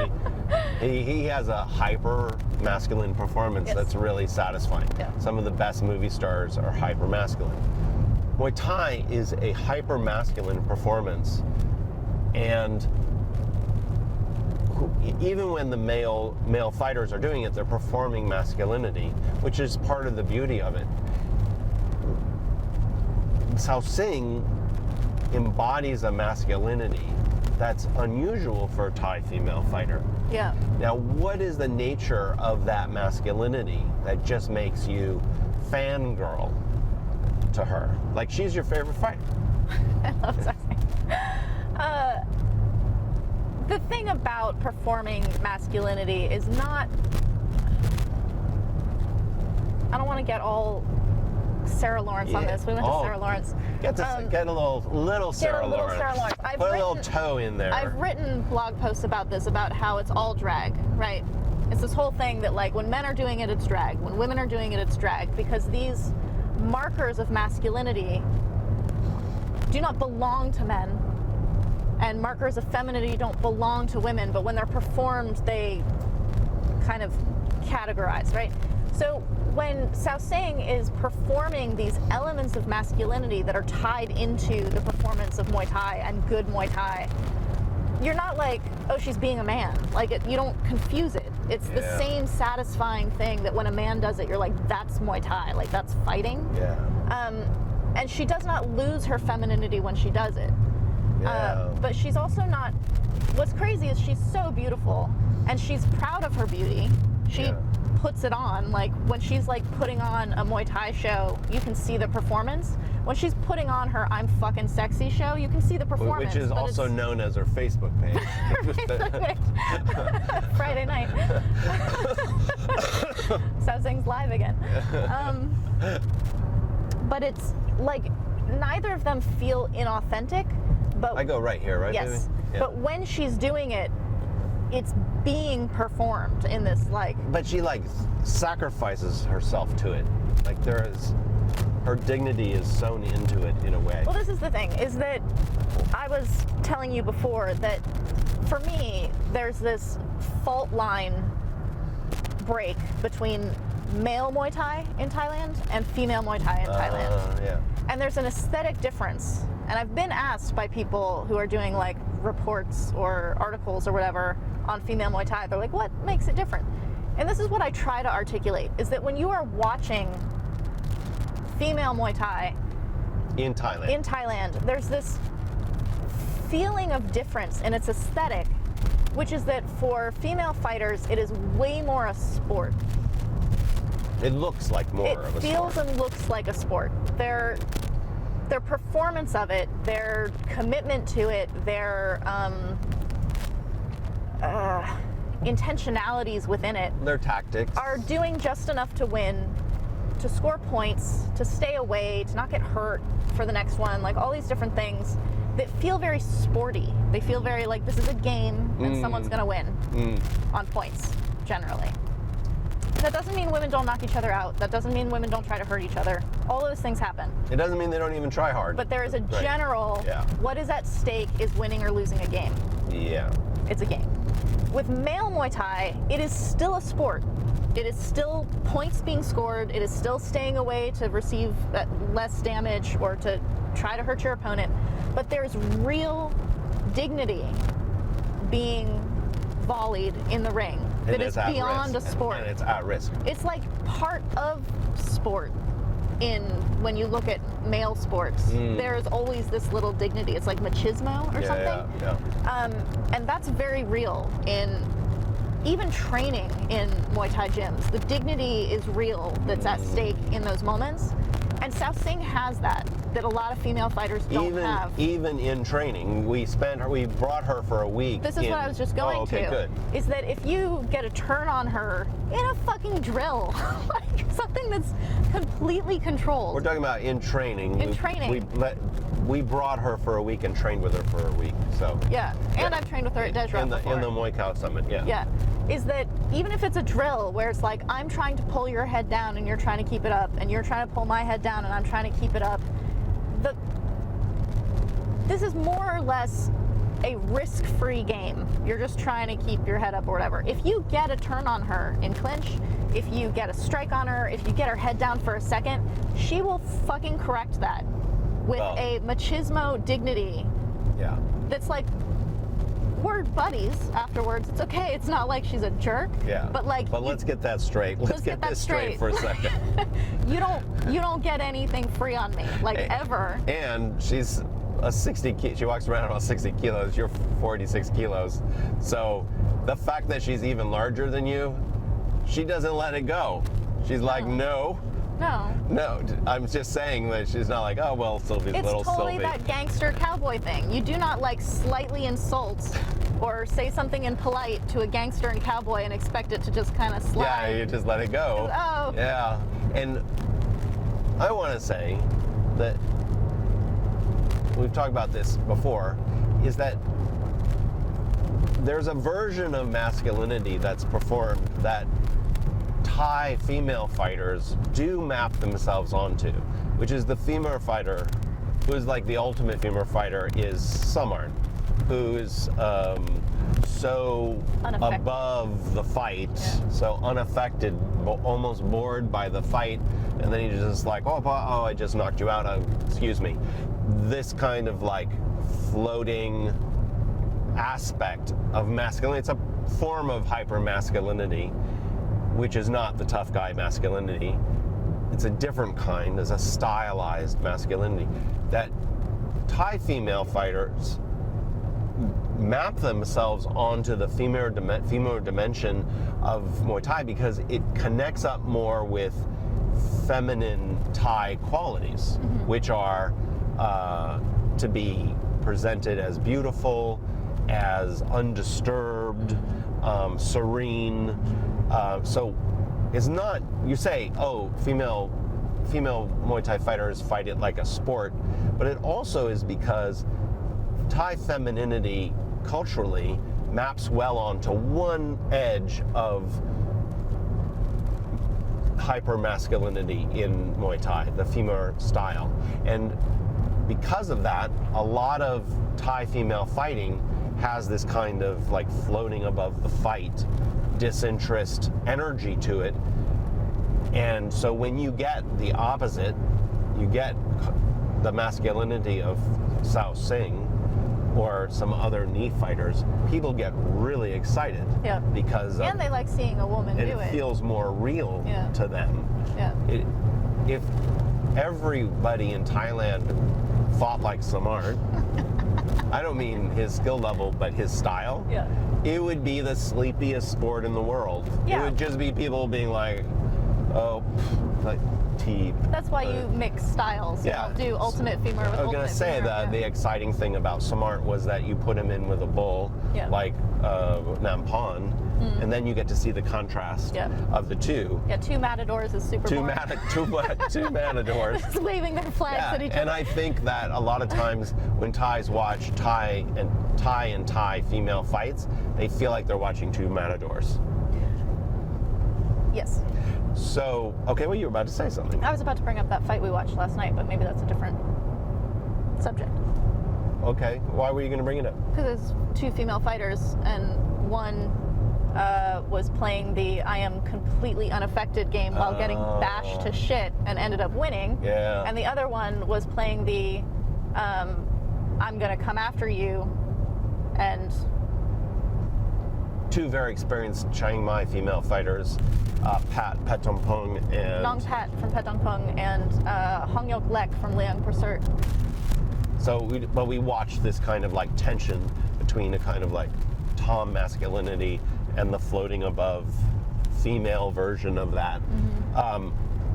But all this is to say is that Sawsing is so unique in this very interesting way in that she also prizes her feminine appearance. Yes. She performs femininity and sexuality in a very strong way, but then adopts masculine codes for her dignity in her fights. And outside of her fights too, Sylvie has been cut so many times. Her sister in cuts is Sawsing. Sawsing said this to me. She's like, we are sisters, cut sisters, because we both get cut so much. Yeah. Sawsing is the rarest Thai female fighter who puts the cut photo on her Facebook profile as a profile picture. Now, I know for us in the West, we're like, oh, this is badass. Yeah, like black guys are badass for us. Yeah, but this is challenging. Yeah. This is not usual for a Thai female fighter, especially one that has beauty as one of her like personal codes. Yeah. We watched her fight that fight in Bangkok where we saw the like heart eyes from the Thai female fighters, the younger ones. I'm telling you, I don't know for sure. I did not hear the conversation.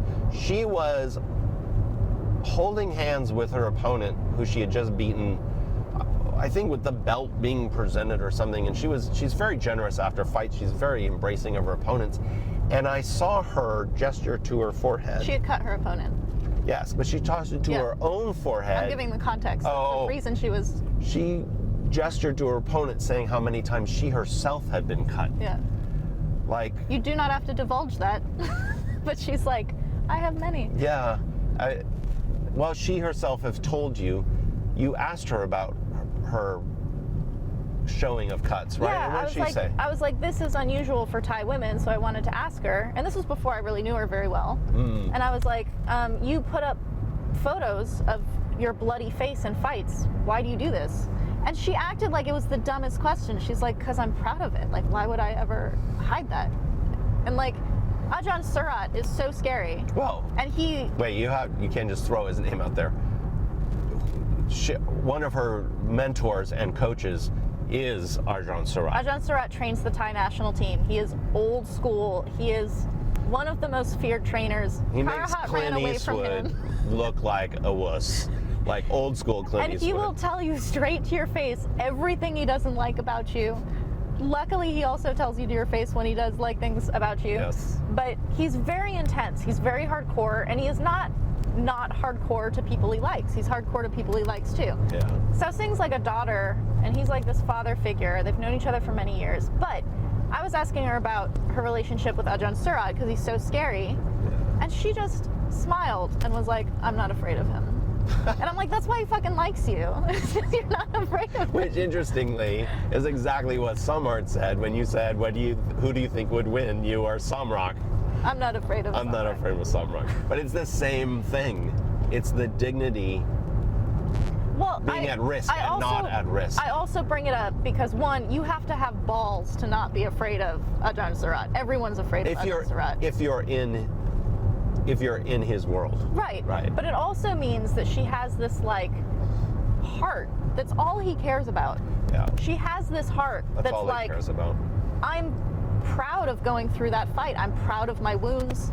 She will put up a I am so fucking smoking hot photo On as Facebook, easily as putting up a bloody face photo. Like, to her, it's the same there's something that is very unusual in the persona and the person that she is, that she's able to bridge these elements together. Yeah. Having lived in Thailand and seen so many portrayals of femininity, you just don't see it. There are lots of female fighters who adopt a Tom persona, Yes. which is a masculine persona. Yeah. A Tom also being often in a lesbian relationship, a Tom and D relationship, and there the masculinity makes more sense in a strange way. Yeah. But for her to bring these two together, maybe it's because we don't know that many Thai female. When we know you're in contact with a lot of them, but I've never experienced this kind of synthesis that she does. And then it even comes out in the ring when I watched her perform her Ramoy. Her commitment to like the bow to the corner of the ring, or her like turns on the Ramoy, they're performed in almost like a dramatic surrender to the art form. They're very deep. A deep, like, I am giving myself up over to this ritual that feels feminine to a certain degree, in that it's so performed, but it's so surrendering, it's become authentic. And I feel like even the way she commits to that rear elbow that she has this beautiful spiking rear elbow. The way she commits to it, crossing the space from the backhand, she throws it from her backhand, I think, is the same kind of surrender, the way she surrenders to her bow in the corner. Yeah. Like something is at risk here. Yeah. I don't know, did I talk too long on that? No, it's beautiful. I feel like... She's very aware of being watched. Like, she... yeah, but without it becoming a construct. Like, some people are aware that they're watching, they're like, oh, are you looking at me? She doesn't have that thing. She's not controlled by being watched. Yeah. She just knows she's being watched, and so she feeds into it. Like, in that fight in Bangkok, she took her opponent down many, many times with these, like, crazy tackles. Yeah. And she would smile. Like, she'd make eye contact with people in the audience. Didn't you say she knew looked where the at you? cameras were. Yeah, she looked at me a couple of times. But there's something about it, like the camera being on her, she elevates the performance. Yeah, it's like together. It's like a rock star. Like, a rock star is not controlled by the audience, but they're interacting with. It's like when Freddie takes the microphone and points it towards the audience so they can finish the verse. Yeah. She's looking at you to be like, right? Some element of that. Yeah. It's a very, like, it's a beautiful thing. And you guys, if you wanted to, you could go and train with Sawsing, especially women might have a great experience. Her and her husband own a gym called Winter Gym in Singbury. Her name Sawsing is the Lady of the Lion. It's like Miss Lion. Lion from like Singbury City. And Singbury is Lion City. Yeah. It's like 2.5, 3 hours north of Bangkok. And she's a really good teacher. When she came to our summit, she wasn't sure like what I was asking from her, but when I made it clear that I was like, if you see something that people can do better, go correct them, like go show people. When she understood, it's like what we were talking about before, when you raise someone to crew, they don this different thing. When I made it clear to her what I want from her is to have authority to like make corrections from her knowledge, and she turned it on. Yeah. Shit.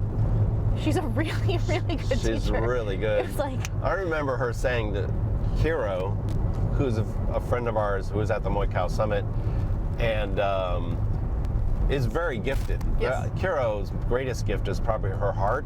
She trains so hard, but you can feel how deeply she herself surrenders to technique and training. And didn't she tell Kiro, come to my gym for a week, I want to basically... She told me, she and I were talking about how great, how awesome Kiro is, and Sawsing was like, I want her to come train with me, I could make her great. Like I could fix some of these things and like build up this thing. Like she felt like she could build her into something really interesting. And so I have no idea. We don't know a lot of people that have trained there, but it's certainly open to Westerners, and it would be quite a little adventure to take the bus out there. If you have any desire to train with her or her husband, who's an accomplished Muay Thai fighter, Sanchai is his name. Okay, but you can contact us and we'll help arrange that. They have rooms open right next door to the gym, a little apartment building. So it might be a cool thing to do, but larger than that, there's something to celebrate about Sawsing as just like... the fucking coolest. She's so cool. Yeah, she's the cool girl at school. She's the queen bee. Yeah, she's the queen bee. So that's our little highlight on Sawsing. The hot girl. The hot girl. She's cool. the hot girl. We'll go on to another topic. Take a break. Okay, continuing next segment. This one's actually connected a little bit to what we were talking about with Sawsing, and it's a deeper philosophical, this thing's rattling a little bit, philosophical view on some of the objectives of Muay Thai and Muay Thai scoring. Yeah. What's the entry point into this? This is we can use the Sandman scene from Spider-Man. We could use Thymotic, ancient Greek Thymos. We could use Roop. Do you want to use Roop? We could use Roop. Intention. We could use Roop since I have to explain the word. Okay, we're going to start with Roop, a really important aspect of Thai style scoring. So in Thai, the word Roop means like a photo or an image of something, but it's also what you would call a monk, not by title, but if you were like, there are two monks over there, you would refer to their Roop, not them as people, because they're just this form. But the reason I became really aware of this word is two. One is that it's used in Vipassana meditation because you watch Roop as an object. It's just the body. And then secondarily to that, which tied in, which I thought was really interesting, is I was talking to Krunu about a fighter who's peripheral to our gym who had fought on TV, and he said the problem with his fight was that his Roop was broken. And what he means is that his form as a upright, unperturbed, in control fighter had been broken. It's like you're beautiful and then you stumble into bad lighting and all of a sudden it just doesn't look right. And then Diesel Noy repeated this phrase to me, complaining about me in my fight and trot, that I allow my Roop Muay to be broken at times. That it needs to stay composed all the time. And a lot of what he did when he came to our gym was So much. emphasizing to the Thai boys, To the do boys. not break your roop. Ever. Even when you come off the bag and it's rest time. When it's like you're in your own room alone, you never even... What? He was saying that? Because it's training. People are like, I can look training and distraught and haggard all the time because nobody's looking. I'm not on the stage. And he's like, fuck that. You train it. Like, you never ever let this break because you have to learn to keep it composed no matter how tired you are. Like, it never. That's why you see people put their hands on their hips and walk around because they've done it in training. They've accidentally trained these horrible... The bad habits of training, yeah. So, Roop is this concept of maybe wholeness, right? Yeah. And composure. And composure. I wrote this essay. Well, we'll link it in the notes. About 10 years ago, a little bit after we were together. I think we've been here 11. We've been married for 11. So 11. We've been together for a while. Okay, for a while, otherwise known as a while. But I wrote this essay about 10 years ago, and it was about the Greek term thumos, ancient Greek. Thumos was, this will look like a sidetrack, but it's not. Thumos is a center of the person of let's just say a warrior. It's often used to describe warriors in battle in the Iliad. It's a very old concept that there was a center of energy in a person, which was their thumos, which is connected to your pride. It's also connected to feelings like anger, but like righteous anger. Like honor. Honor, if your honor has been taken, the way you kind of like rise up and puff up almost in an inflating sense. But you have a sense of wholeness when you're operating from thumos. In ancient Greek, an animal that embodies thumos is the horse. Like a horse has this tremendous like dignity in his movements, but also great energy and power, and his roop is complete. There's something about this is an older way of thinking about the human person. We often think we are our thoughts, like all the things that we're reflecting on. But thumos actually is thought to be held in the breast or even lower in the spleen. Well, it's like how you can have guts is like being like brave, having or guts. like I have a gut feeling. Yeah, it's right? it's an lower It's a body little kind of like center unconscious. of yourself. And the Greeks celebrated thumos. You could also have too much thumos, which would maybe be too much pride, or someone who's not reined in. So it's not always a good quality. But the heroic person is a Thymotic person. And there is in my essay, I reflect on somebody who's talking about how in contemporary Western culture, we've lost our thumos. Everything is thought of in different ways, and that we need to recover this. And a lot of what draws us to, I think, traditional martial arts, fighting sports, is that they still celebrate thumos. And I connected the rereading of my essay with your recent discussion of roop, and how in Muay Thai, if your roop is broken, you lose the aesthetic battle, you can lose the fight, even though you might have scored more points, right? And it's like, I don't know, I feel like this sense of wholeness is something that you as a fighter are starting to zone in on. Like, this is the point of fighting. These are states I need to be in more often. That the more time I spend criticizing myself, critiquing myself, I think you're a very powerful diagnostic thinker, in that you like stop the machine and run a diagnostic and analyze. None of that is roop, none of that is thumos.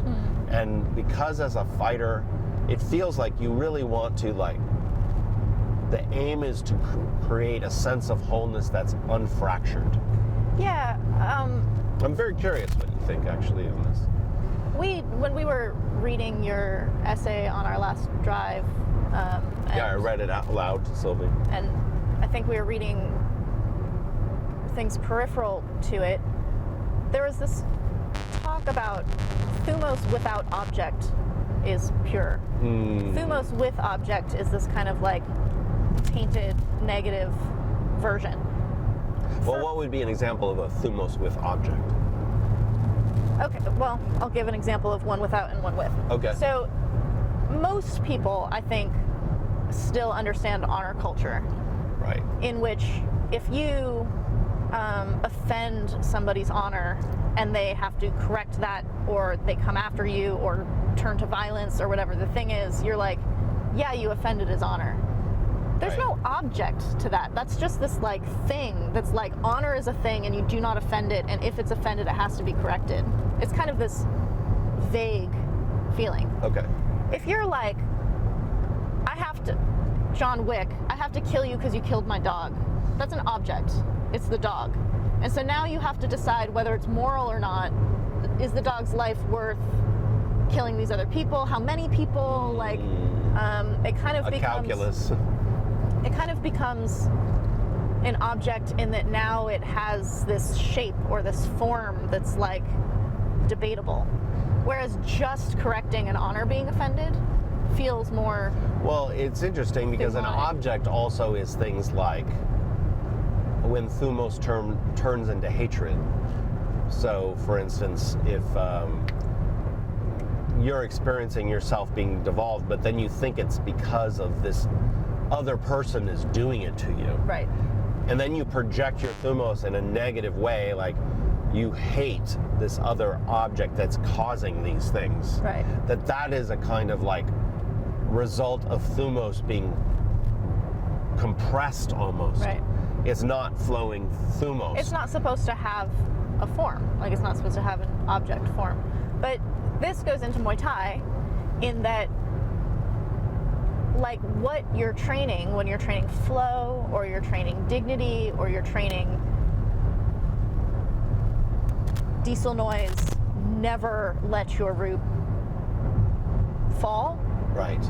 Is this non-object, like, aura of dignity, of honor, of like uprightness, that should be like the flow and truth of a kick. Should not be your foot was there and you turned your shin correctly. Those are objects. It's like the whole expression of the kick is this. I think I'm not following root. this object part. Like, I think I understood it very differently. I thought the object part was like a Vipassana point, like that external object is not causing you to feel X, Y, and Z. So you don't blame internal states on external forces. Whereas you're saying object has something to do with how you personify? No. If diesel noise is like, even alone in your own room, you never show how tired you are. Like, you never Right. express. Do I go straight, baby? Yes, you're in a turn lane.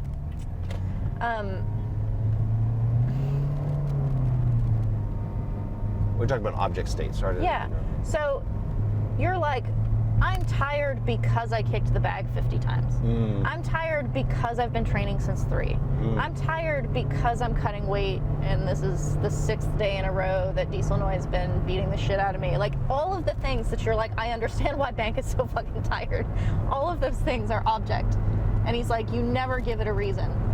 Like, So tired is happening. So what you mean by object is specified. Yeah. So it's unspecified in a certain regard. Which is why when you're watching a fight, if Karuhat is on the ground and Matee does that fucking soccer kick over his face, and Karuhat comes running back at him, if he makes it appear as though that affected him, that soccer kick offended him, and he's correcting that soccer kick, it's a 1-for-1 correction, and either he did or he didn't. Becomes a calculus. It's like... And actually Karuhat in that moment doesn't hit him. No, but that's because he couldn't get this point, and he didn't want it to be a 1-for-1 kind of. But that's the thing of these like surges is when I was training with Kem, and he did, I can't even remember what he did. He like caught my kick and like lifted it and off balanced me or something, and I came back at him hard. Right. And he said, "My Jairon," he was like, "Do not get the hot heart, like don't come angry." And he doesn't mean don't come hard. but the like ineffectiveness has to keep no object.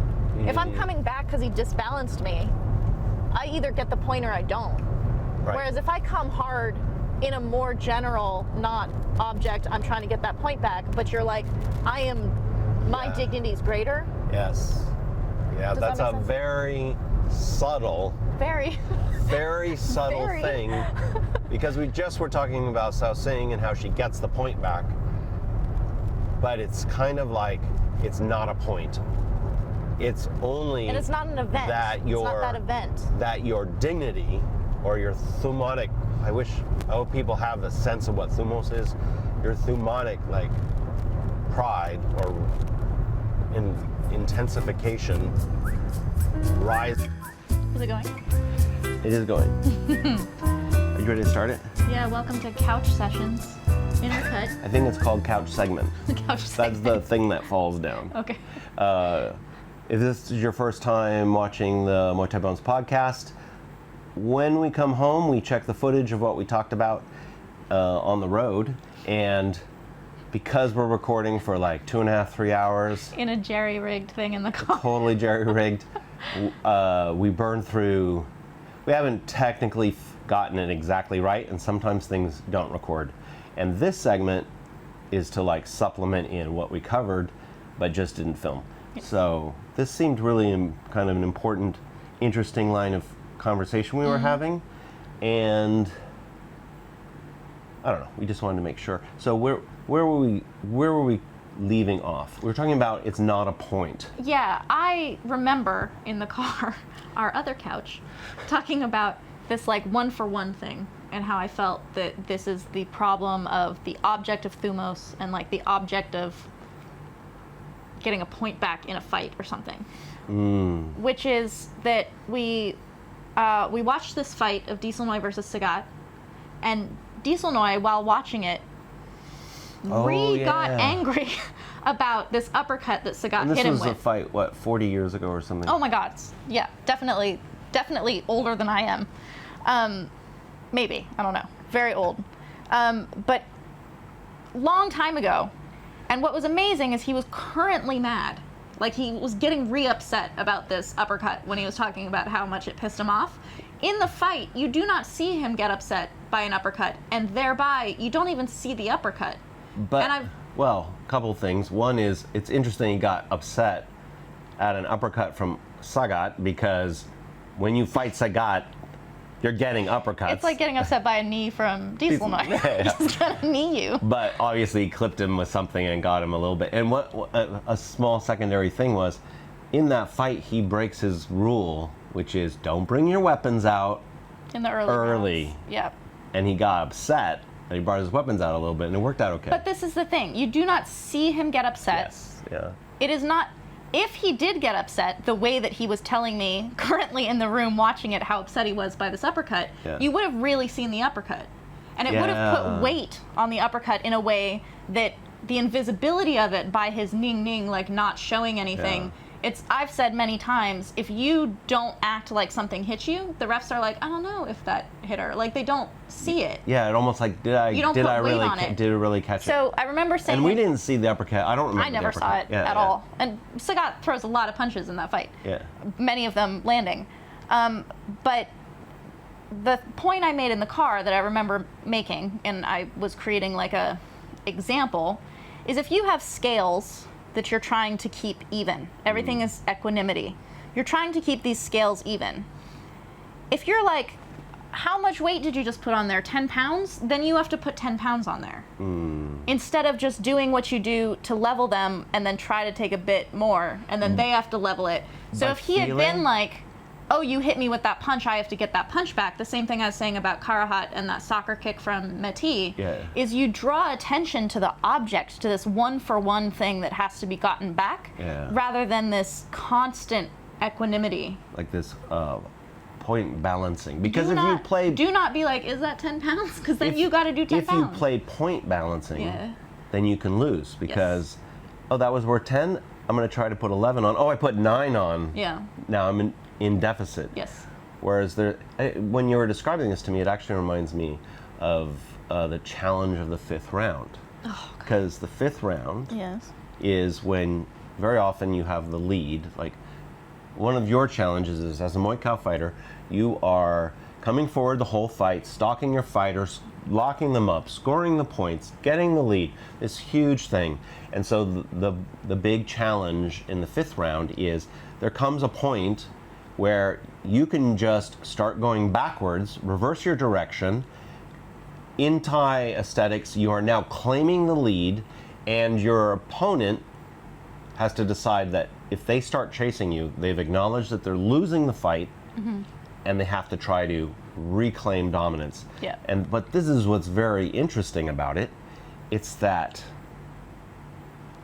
there's many complications, and maybe we could talk about the fifth round in a future podcast. That's a good idea. But one of the challenges is when you're going backwards and you're like da da da da da, and she lands a kick on you, you cannot count that numerically. You cannot then take a step forward to get it back. You cannot, You have to, like, because that was nothing. you basically have to have Thymos without object. Yes. You have to negate the point, as opposed to balance out the point.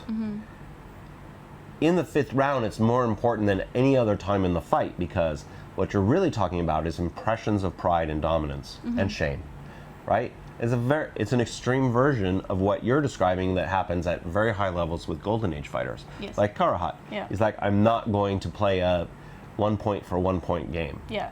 And you saw very few dance-offs in the Golden Age. Like, Yeah. there was the fifth round in the Golden Age was not this, Well, Same thing I we're don't know. talking I about seem to now. remember some art just stop fighting. but that's some art style. Yeah, You yeah, would yeah, yeah. never, ever You just- see Samson. Well, he's a Muay Thai fighter. Yeah, He does, I'm matter a of Muay fact, Thai fighter, so yeah, but my fifth round should be a but Long Swan fifth round. Swan is Yeah. like, do not ever dance off. like, he we're got sharks, he we don't got go backwards. upset at you, right? Yeah. But he's like, He was you in my just corner go forward. and he got It's- pissed, Yeah. Okay. So, but one of the interesting branches of this, and why we want to sit down here, was because of how this connected to Vipassana intention. Right? Yeah. That lecture or talk that you were listening to, that talks about trying, right? Yeah, so I listened to a monk who gives lessons on Vipassana, which is a channel of meditation. It's a practice of meditation where you take the body and the mind as objects. So this is what you're focusing on rather than the breath, which is what some meditation practices take as your object. But he was talking about this part of Vipassana that's very difficult for me. And others. I've been doing it for more than a year now. Yeah. And the thing about it that's funny, because this is the lesson he was giving, he's like, if you're trying, you're wrong. You're doing it wrong. But if you don't try, that's more wrong. So you just have to accept that you're wrong for a while. But the important part at the beginning, when you're trying to learn how not to try, is that you have to have intention. In Thai, this word is samadhi. Samadhi is like your focus on something. And so you have to have good samadhi. It can't be too much. If you're too focused, you're like trying and struggling. And if you're not focused enough, you're kind of like spazzy out. But you have to have intention to bring you from the early stages of trying to the nature of no longer trying. It's like part of the process. My big breakthrough, my first big breakthrough in Vipassana was the metaphor we use is being either on the rope or off the rope. And when you're learning how to tightrope walk, you're off the rope a lot, right? Right. But you don't, when you fall off the rope, it's not like, oh shit, I'm off the rope, I suck, all of these things. You just have to know the difference between being on the rope and off the rope to be aware of what that moment is. And I always picture this, like the tightrope is not high in the air, it's 3 inches, 5 inches off the ground. And you're either on or off it. So you're on the rope or off the rope, but you're basically in a similar position. Right.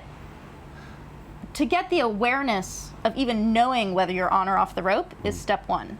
Then when you're off the rope, it's not like I'm wrong and I suck and all these things, why am I off the rope? You just get back on the rope. But it's going to require effort, trying, and samadhi intention to get back on the rope. You have to intend to get back on the rope. So this applies to Muay Thai because you cannot think your way or try your way through a fight. And I've been doing this for a very long time, and I've been trying you're a very and training. earnest person. Because I want. It matters a lot. I want to get better, and in order to get better, you have to try. Right. But the trying has to fade out.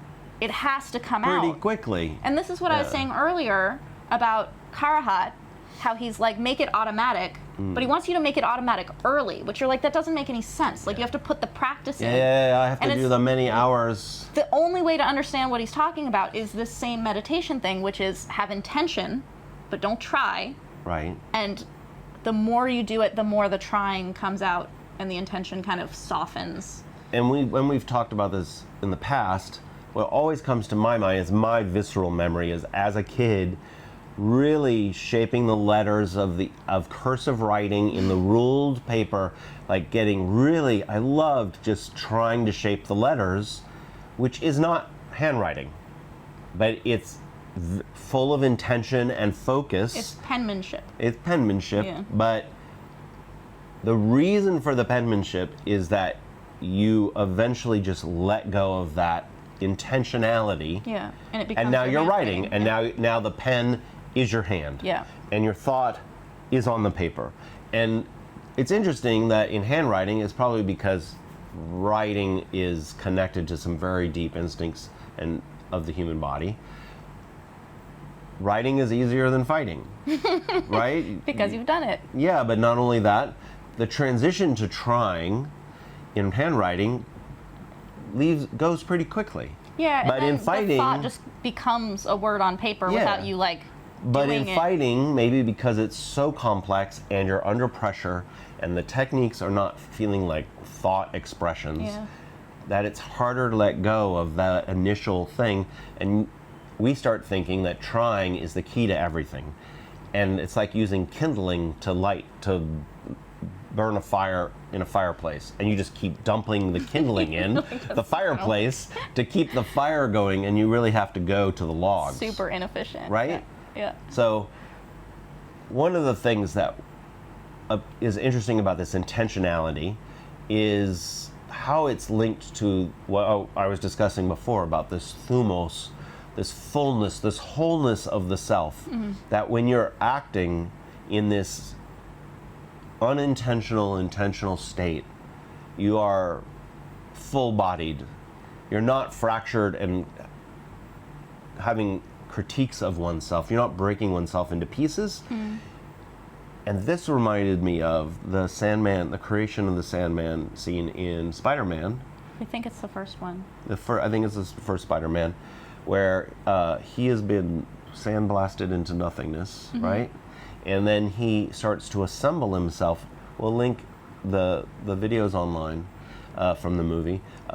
He starts to assemble himself out of just the sand. He's an entity. He's formless. He's formless, and he gains form, and he gains form and collapses. A little bit more form and collapses, right? And there's something very poetic and beautiful to me that I remember we cried in the theater, the two of us. We were like, so beautiful. Yeah, we probably watched it and cried later online. I'll probably cry when we link it in the show notes. But the reason why there is tears or pain, and it's beautiful. Why it's beautiful is because it's about trying to constitute oneself out of the grains of what could be made of. And you're watching his intention. Like, he collapses and he tries or intends to pull back into form. Yeah. And there's that beautiful moment when he's trying to grab his wedding ring, which is ultimately why he's a villain, is that he's trying to avenge his loss and his wife and all these things. And he can't hold it. And it's this same thing of like, if I try to hold sand and I'm holding it hard, the more you try to hold it, the more it slips away. Or like if you try to hold snow and it's melting, and it's like the effort is actually what makes it evasive.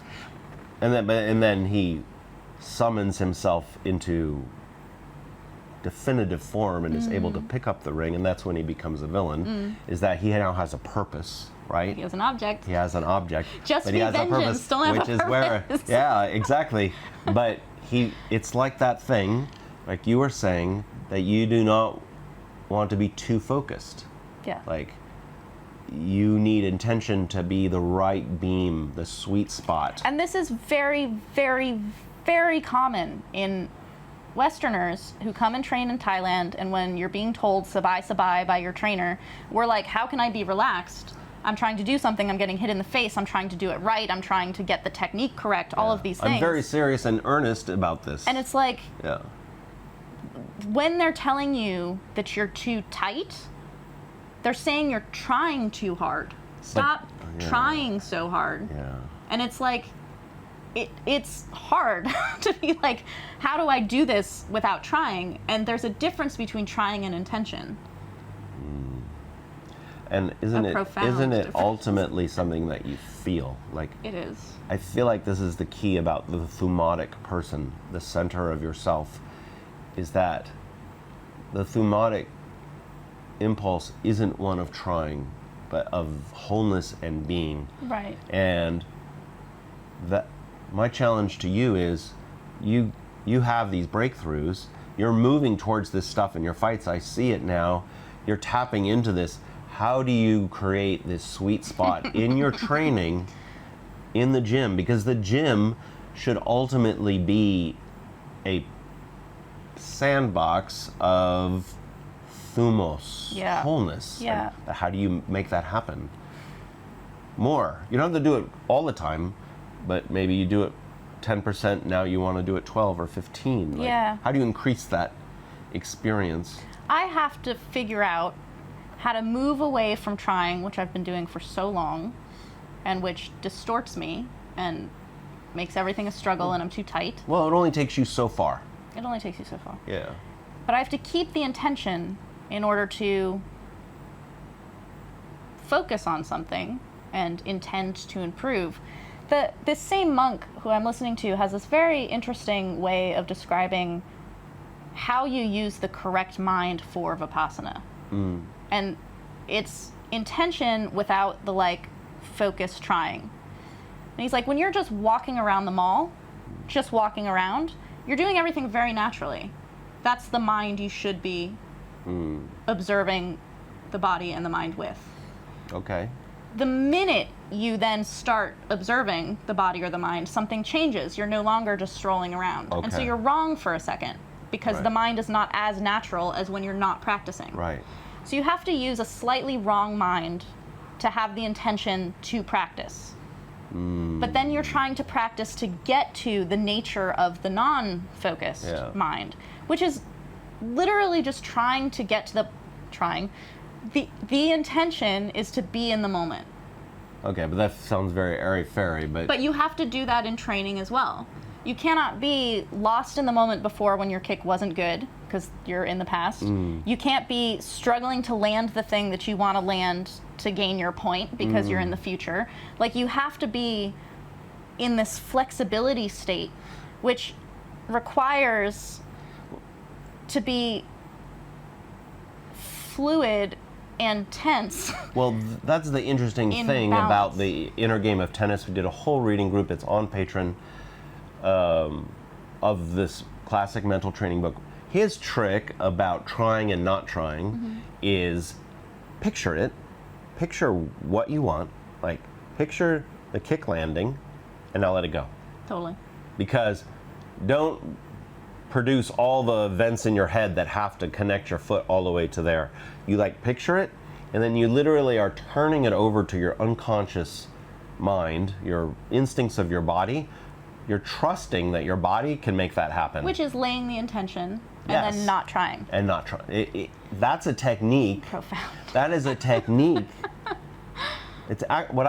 I'm very drawn to these technique things, you less so, but that's a technique of do A, then do B, and then do C, and it will produce a certain kind of result. If you picture what you want, let it go, and then just hit the play button, and you do this enough times, he suggests, Yeah. picture, let go, hit play. Do. Picture, let go, hit play. That circle is a mental habit that you can build, Yes. which will kind of short circuit the habits of trying. Yes. And you have to practice that It's a practice. a lot to make it It's very natural and interesting. automatic. And then you're tapping into visual centers of the brain that are instinctive because you're picturing a reality as if it's real. Right. And then you're not building all the rational plans on how to make it happen. Well, it's also like that Sandman scene. Like, he had to picture what he was as a man in order to... That's true. He saw the ring and he defined himself in some way. Although he went to evil, he went a little bit too far. Maybe he's like the Punisher. He's always been like maybe he is, like a Punisher. But there is that sense of intentionality giving you fullness of expression. It's very interesting. Okay, so that's the couch segment, I think we call it. And thanks for being with us. We're going back to the road now, right? Okay. Whoa. Okay. Next segment, we had to transfer some files for about an hour, so there's a change of lighting. Maybe we should do some had a little Hollywood lighting here. in there. You don't think we should do that? No.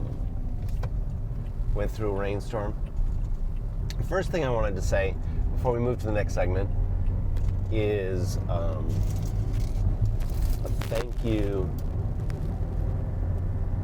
I don't know, a thank you to our patrons. This is free content. We try to put these up as much as we can, but it's completely supported by the patrons that follow you and pledge monthly to basically allow you to not only fight and create the whole Muay Thai library, but also to create free content too, because we want to just expand the conversation of what Muay Thai can mean. And these long form 2-3 hour podcasts are about kind of like spinning out, why are you laughing? Spinning out these larger ideas, right? It's not just about kicking ass or, right? Yeah, there's no 3-hour highlight.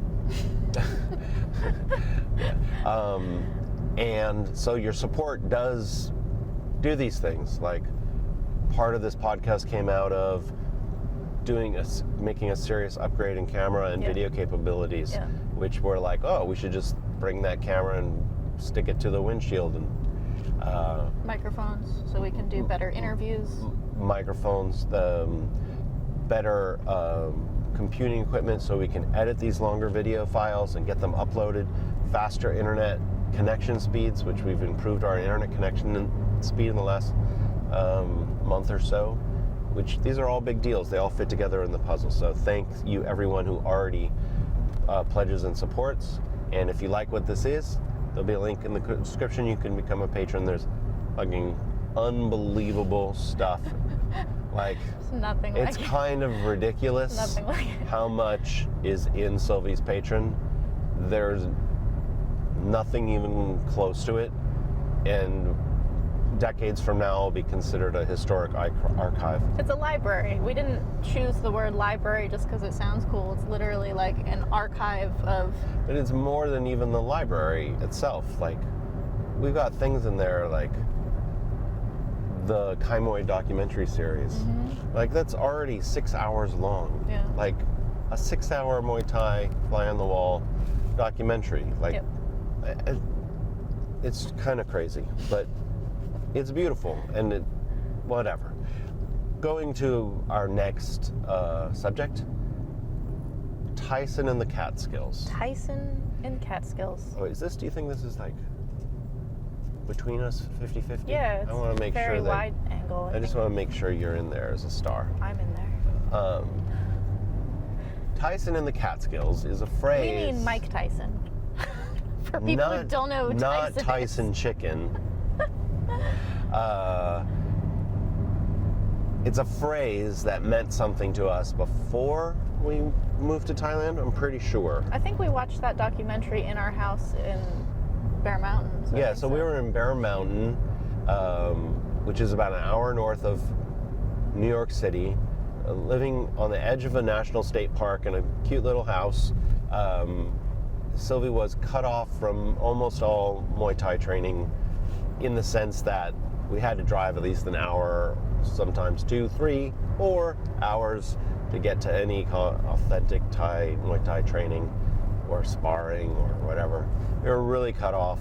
And we watched this documentary on Mike Tyson, right? Mm-hmm. And Mike Tyson talked about his time in the Catskills, to do with Angelo Dungey. And in his first... Dundee. The first 2 years, I think it was for 2 years, maybe it was only a single year, but he fought all the time. Yeah. Like, it was, they went through the fights. Okay, go ahead. But to put reference to this, we're talking about being north of the city and having to go really far in order to get any training. We're still an hour closer to the city than the Catskills, which the Catskills are in New York as well. So oh, that's true. He was. So it was related, but Tyson was this little fucking punk kid, total little shit, who took up boxing, and they sent him to rural.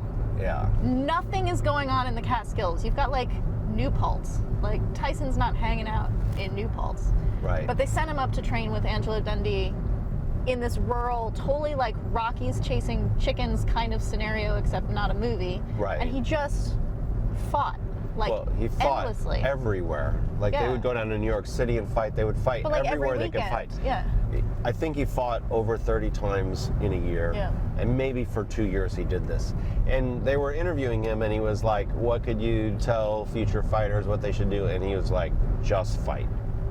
And he felt, it seemed... What do fighters do? He seemed to be really feeling that this process of just training and fighting and fighting and fighting and training and fighting and training and fighting was really important to him becoming what he eventually became. And it really sank into us that fighting is a part of training. You don't like train to fight and then you have this like, I have a record that illustrates whether my training worked or not. Show off your training in some defining fight. It's like we were both bartenders. It's like how you taste as you're cooking, or you taste your drink so that you know how it's coming out, but then you go make another drink. You're not like, oh, well, I finally did I'm either a good or bad bartender. Yeah, totally, totally. And so, I'm not sure you had already thought that you want to fight 50 fights, but Tyson in the Catskills was before he was famous, and it was just this feeling that we had that we wanted to come to Thailand. Not only were there no fights for Sylvie in America because of her size, and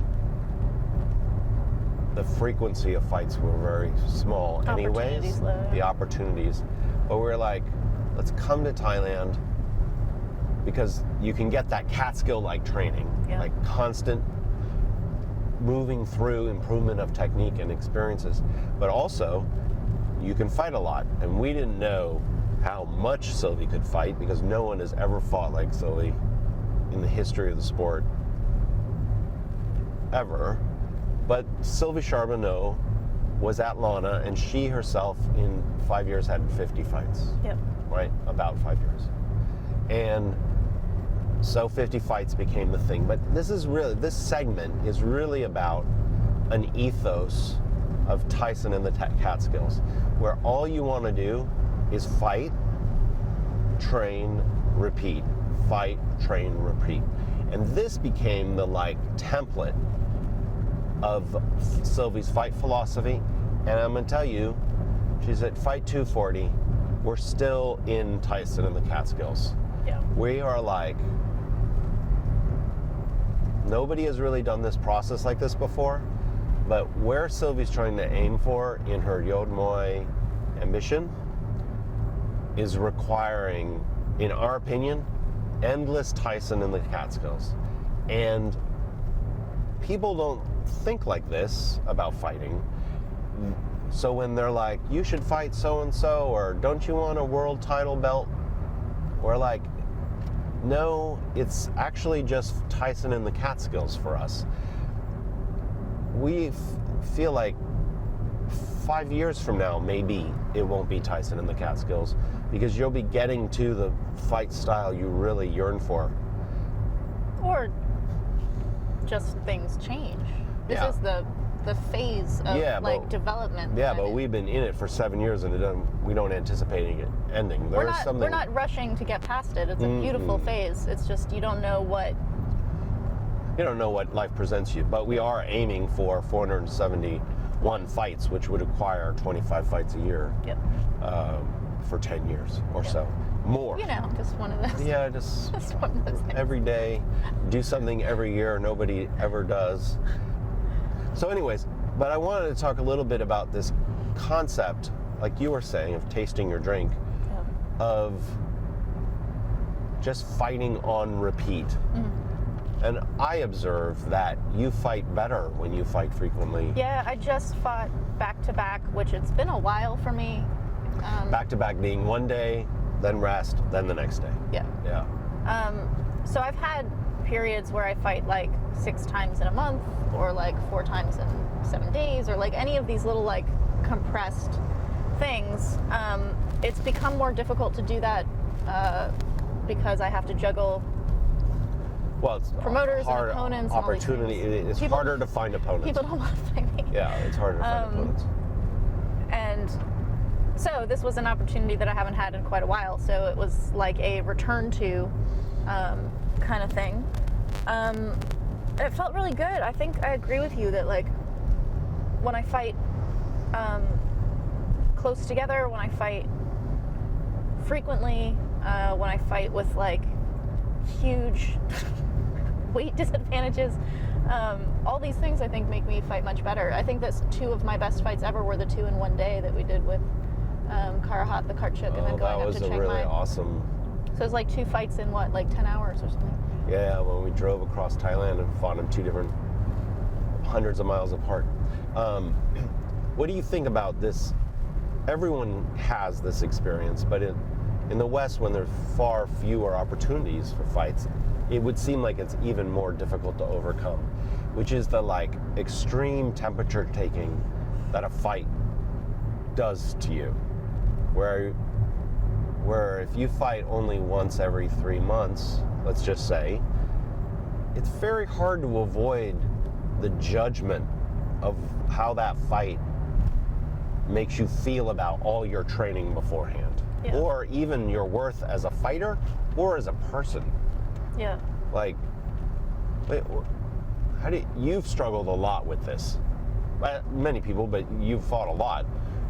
What do you think about that temperature-taking tendency? Like, it's hard to stamp it out or move away from it. Fighting in the Catskills, Tyson in the Catskills is a way of avoiding that problem. Yes. But what about people who can't fight 6 times in a month? When you can't, I think that fighting that frequently is like a shortcut to mentally being able to understand that not every fight matters that much. Right. They all matter It's like in terms of like putting the puzzle together, Yeah. but each piece might not help give you a better picture. Like when you're building a puzzle, you can put 9 pieces down and still have no fucking idea it's a donkey, right? Like Right. they kind of just fill in the brown kind Right. of thing. And I think that when you get stuck, like I lost in America for a year. I lost 6 fights in a row. Yeah. This is very early on before we moved to Thailand. And it was like, what was that woman's phrase? Riding the wave of the apocalypse. Surfing the apocalypse, yeah. Surfing the apocalypse, which is like, you don't feel good about yourself when you go on a year-long 6-fight losing streak. It doesn't feel good. I've had 6-fight losing streaks since then, but they last like 2 months kind of thing. Like it's contracted. And it's been a while. But it allows me to put it in perspective. So I think that the same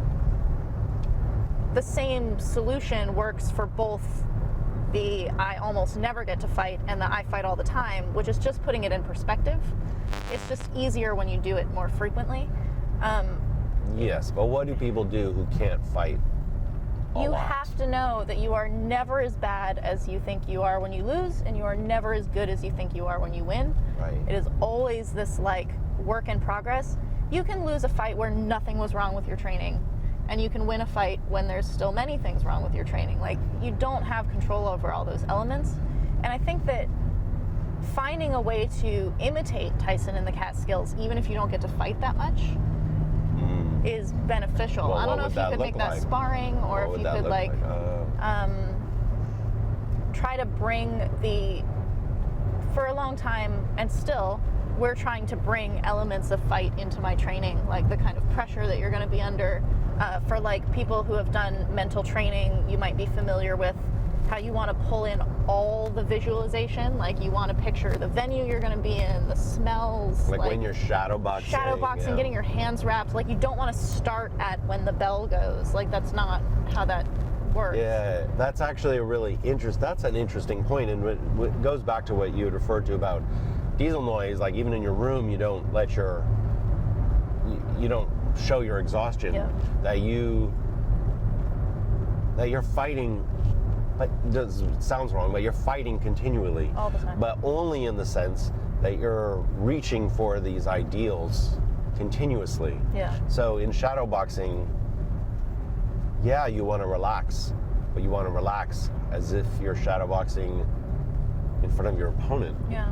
And maybe that's the aspect of making your fighting and your training together, and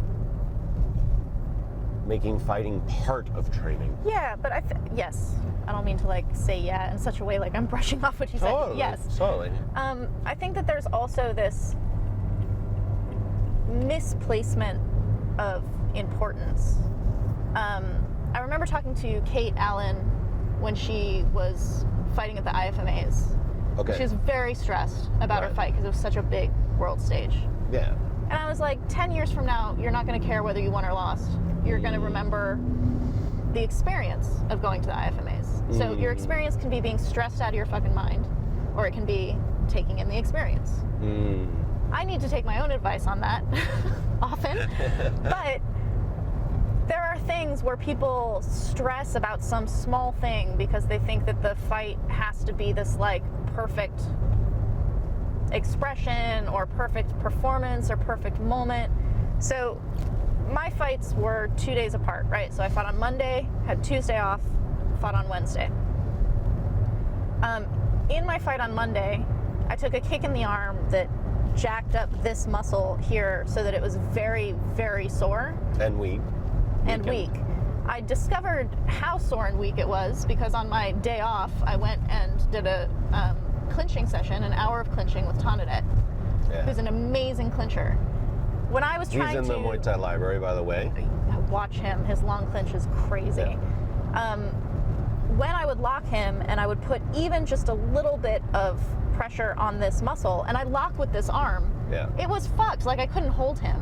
And you were yelling at me from the couch. You were like, you're not doing whatever. I'm like, my arm is messed up. Like, I can't lock him from there. Right. And so I had to make this mental step.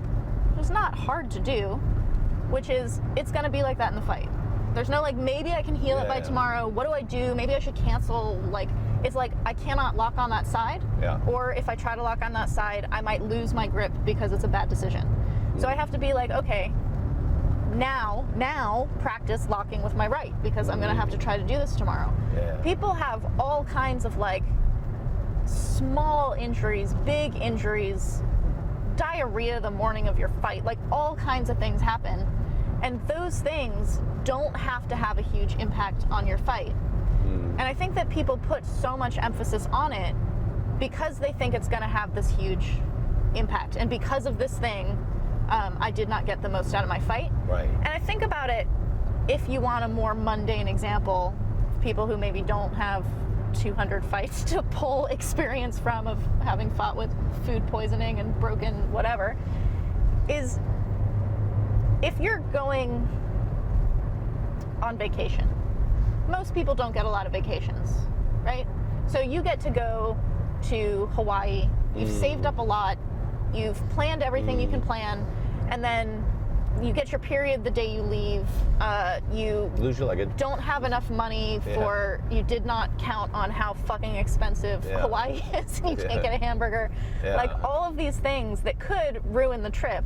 Or you could be like, I can't pack all the experiences I wanted to have in one trip into one trip. Let me relax, see what comes out of it. Yeah. And then you end up being like, oh, it turns out I had all these experiences I hadn't planned for, which are really beautiful. Yeah. Or it's funny that you ran out of money and like had to take a bus when you were supposed to take something else. Like, you have to be able to flow with it, because either you have this super tense one experience that was supposed to be something else, or you have an experience that you didn't count on, but you get to keep the pieces of that experience that were beautiful and not having and accounted this for them. it turns my mind to something that's really interesting, which I think you've had a huge impact on.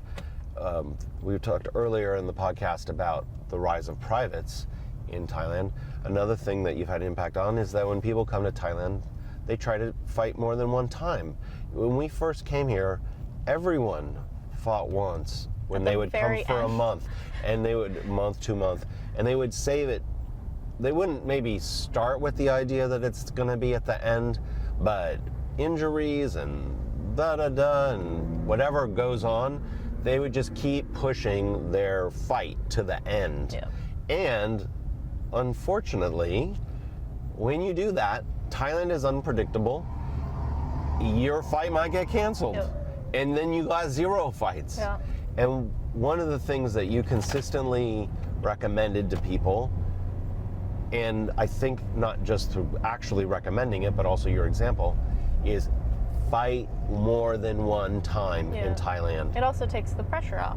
Well, of that one. Yeah, the reason why somebody wants that one fight is, like you say, they want the defining vacation experience. And sometimes it's literally your vacation, like an adventure vacation. But you want your, some kind of traffic here. Yeah, it's all red for a little bit. Oh, okay, good. You want that fight to say something about you and the quality of you as a person. And then once you have that victory, you got to keep that, like a keepsake. The reason why you want to fight more than one time, like if you can fight once, you should try to fight 3 times, is the sheer repetition. Whoa, look at that. The wheel just came off that truck. Yeah, that sucks. That's incredible. I've never seen that before. Is because it forces you to immerse yourself in the cycle of fighting and training and fighting and training, which is really the Thai style cycle. I don't know if your gym will allow you to fight 3 times in or a if month. opportunity allows you to. Yeah, the size, your skill level, the size, your size, these things could really shape your opportunity. But people now come to Thailand and they aim to fight multiple times. That I can feel the change since when we moved here, right? Yeah. Is there anything you want to say about that change? I think that's kind of cool, that higher number fighting for the sake of fighting is become more sought after and I've appreciated. never heard someone say, I wish I'd only done the one. Gone the other way, right? I've never heard that. It's true. It's true. I wish I'd only ridden one roller coaster when I went to Knott's Berry Farm. I mastered that one roller coaster. I don't know. So, for everyone else, you know our secret, our magic phrase is Tyson and the Catskills. It's what returns us to our core principle. We should do one. The next time we'll do the weather. The mountain makes its own weather. It's another one for us. But it's something that refreshes us knowing what we're doing, and it's connected to Sylvie's huge fight numbers and also her feeling of being an ultra runner or something. Yeah. Where it's not race winning. Yeah, it's just and process. Tyson was fucking Mike Tyson when he became just a name like that. Okay, what does that mean? He talks about how scared he was. He talks about how he was terrified to go into the ring, and then he would work his way into becoming a god by the time he crossed the ropes. It's this beautiful thing about one of the most feared men in the sport was terrified all the time. He's kind of a bully or whatever the thing is. When he was Tyson in the Catskills, he was not that scared. He couldn't be. Yeah. He might have still been a bully. He might have still been scared, but he could not have been like terrified like that. Yeah. Well, he was out of the Catskills then. He lost his trainer before he became a champion. And then you become a name, and you have all these expectations. And there is this feeling like, on our behalf, that we don't ever want to become a name, because the purity of the fucking thing is just the process. Like, I don't know, we were talking about this the other day about how, like, in Thailand, when Thai fighters now become names, they actually end up retiring in a weird way. They either move to Fighter of the Year is the death knell for fighting. They go to Thai fight to fight silly fights, or they go onto an international. They don't really have a career arc anymore. Yeah. And it's kind of sad, because right when these fighters are starting to peak, in the golden age, they'd have like 5 other fighters they have to face. Yeah. But now there's no one other to face. Yeah. To like ascend to the next tier. Okay, that's good. That seems good. We'll go to the next one, right? Mm-hmm. All right, on to probably the last segment. We try to include a technical aspect of your training or Muay Thai in every Muay Thai Bones podcast, because we talk about technique. We talk about technique. This one's connected up a little bit earlier to something we were talking about when we were talking about Karuhat. Maybe lead the way on this a little bit. This is more your expertise than me. Well, I'll make it personal, which is that I have this tendency to take space that I don't want.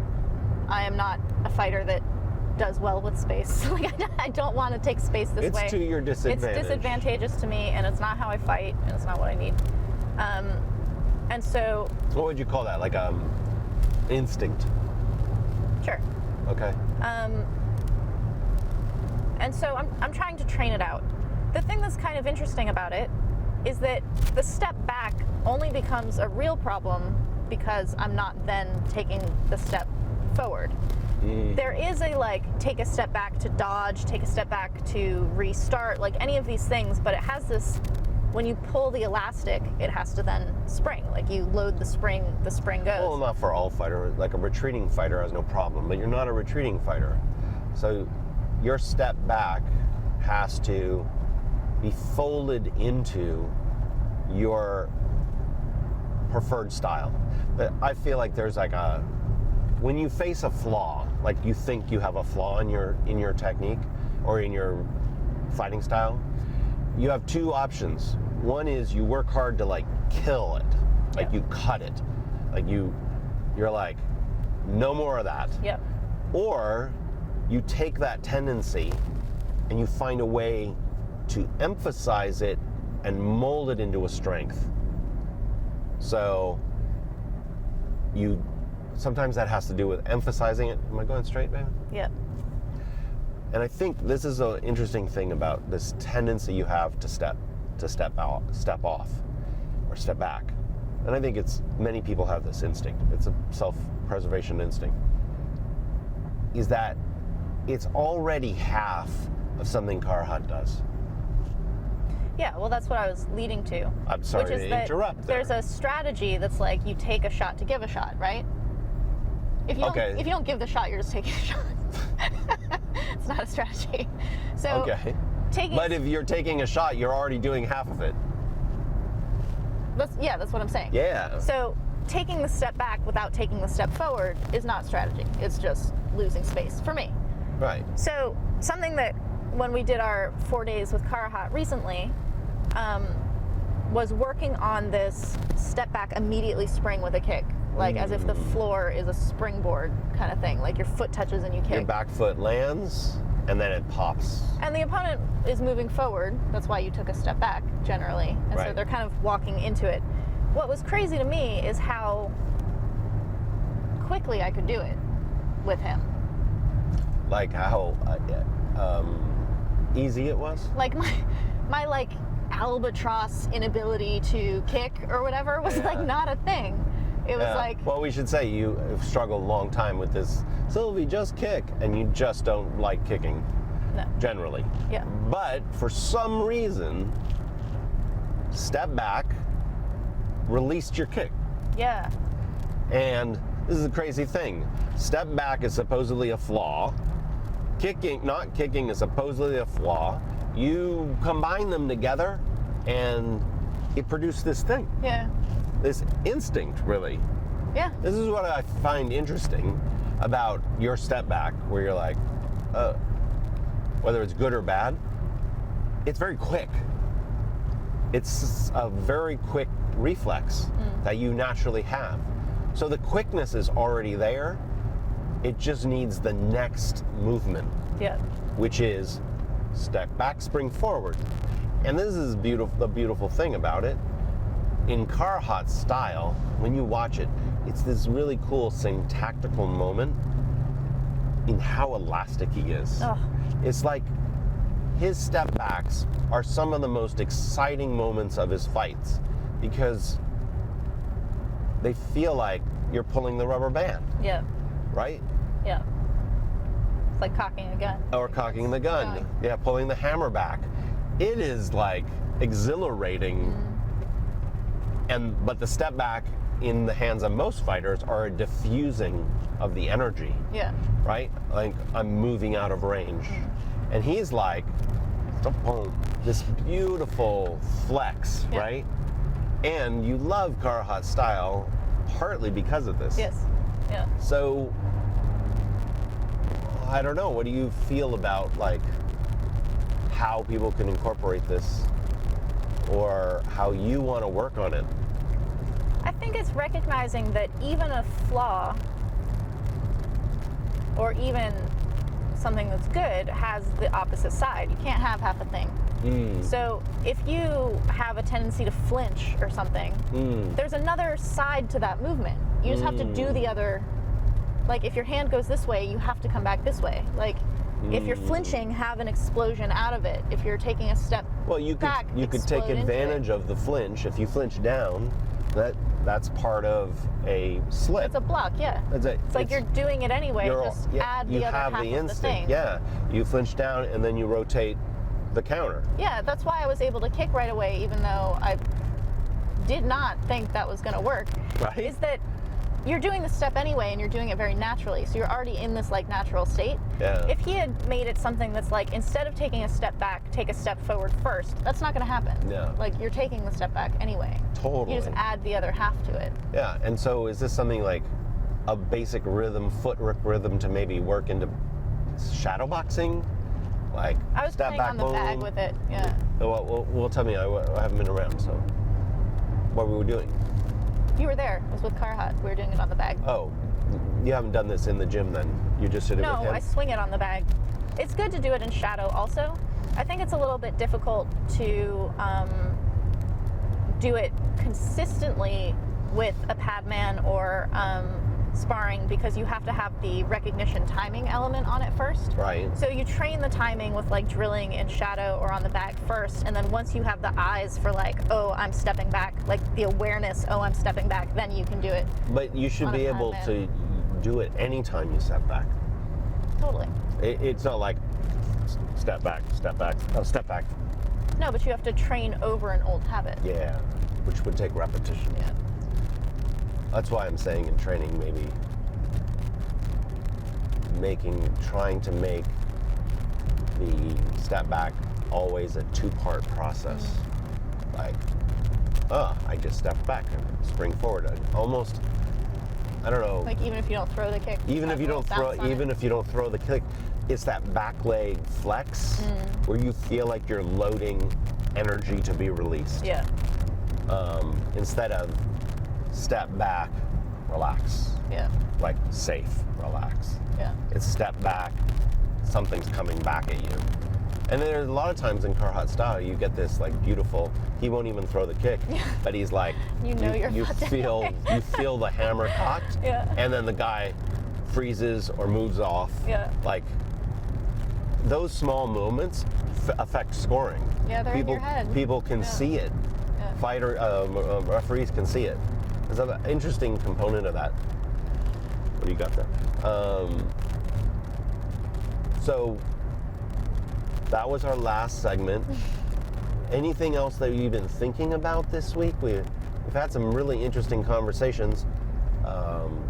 You're working through the fear book, which you're basically having a long-running argument with the author. Yeah, that's too big a subject. No, we're not going to get right into it, but just to let people know, there's a very interesting book on fear that we'll link maybe in there by a woman who is an extreme sports skier. Kristen Ulmer. And she has a very interesting thesis that I'm very partial to about letting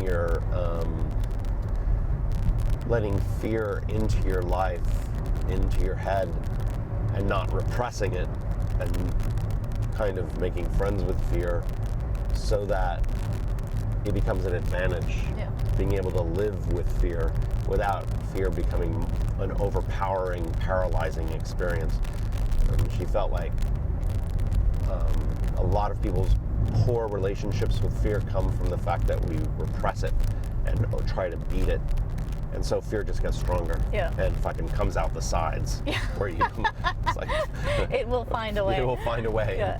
We kind of, Give it a seat at the table. You're like working on how you feel about this. Well, that's kind of like my relationship to Rahu, which is that Rahu is this like chaotic Thai deity, Yeah. which is like some people are very afraid of him, and so they're always trying to like scare him off or That's take chaos true. away. And it's like I'm gonna give him a space to be in my corner. Like I'd That rather is be on good terms That's with. very true.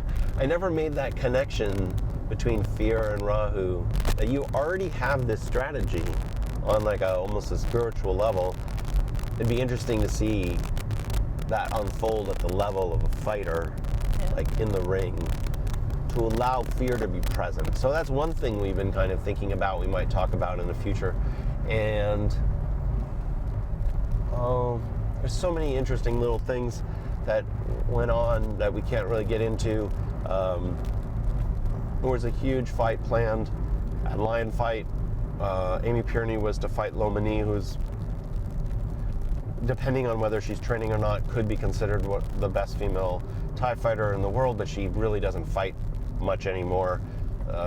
Lack of opponents, who knows why she doesn't really, could be, but she could not make the visa to America. Americans really cracking down on those immigrants coming in. It's hard for It's a Thais to shame. get Very visas shame. to America. It's terrible. She could not get a visa to fight Amy, and her teammate Sandra Gopik from Sam Thai filled in and received a series of body shots early in the fight by Amy Pierney. For those who don't know Amy Pierney, she is a body shot monster. And we were thinking, when we were thinking about the Lomani matchup, we were like, Thai girls don't really face a lot of body shots. I'm really wondering if body shots are going to be a problem A big for Lomani. problem, yeah. Because Lomani is very good at managing space. Yep. And I'm like, the thing about body shots is once they get your liver swelling, Yeah, there's nothing. there's nothing you can really do. Yeah. So that went down. Any thoughts on those events?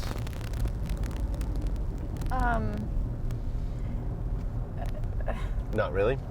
It's too big of a subject. My microphone has one battery point left on it. I don't know whether to change the battery out or. No, we're finishing up the podcast. Yeah. I don't have short thoughts on that fight other than Okay. it was something that I expected from Amy Pierney because those are like her kind of powerhouse moves. Yeah. I thought that it was a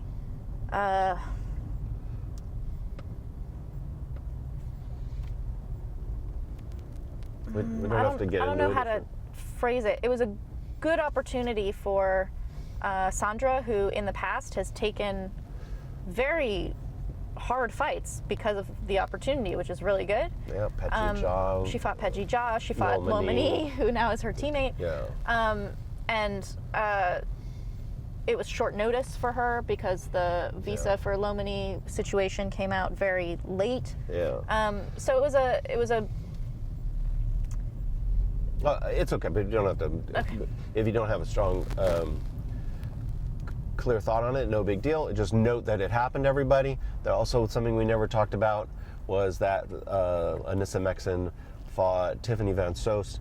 Unfortunately, top Muay Thai female fighters don't even fight Muay Thai much anymore. This was a glory fight. What is the category for glory? K1? Kickboxing, I think.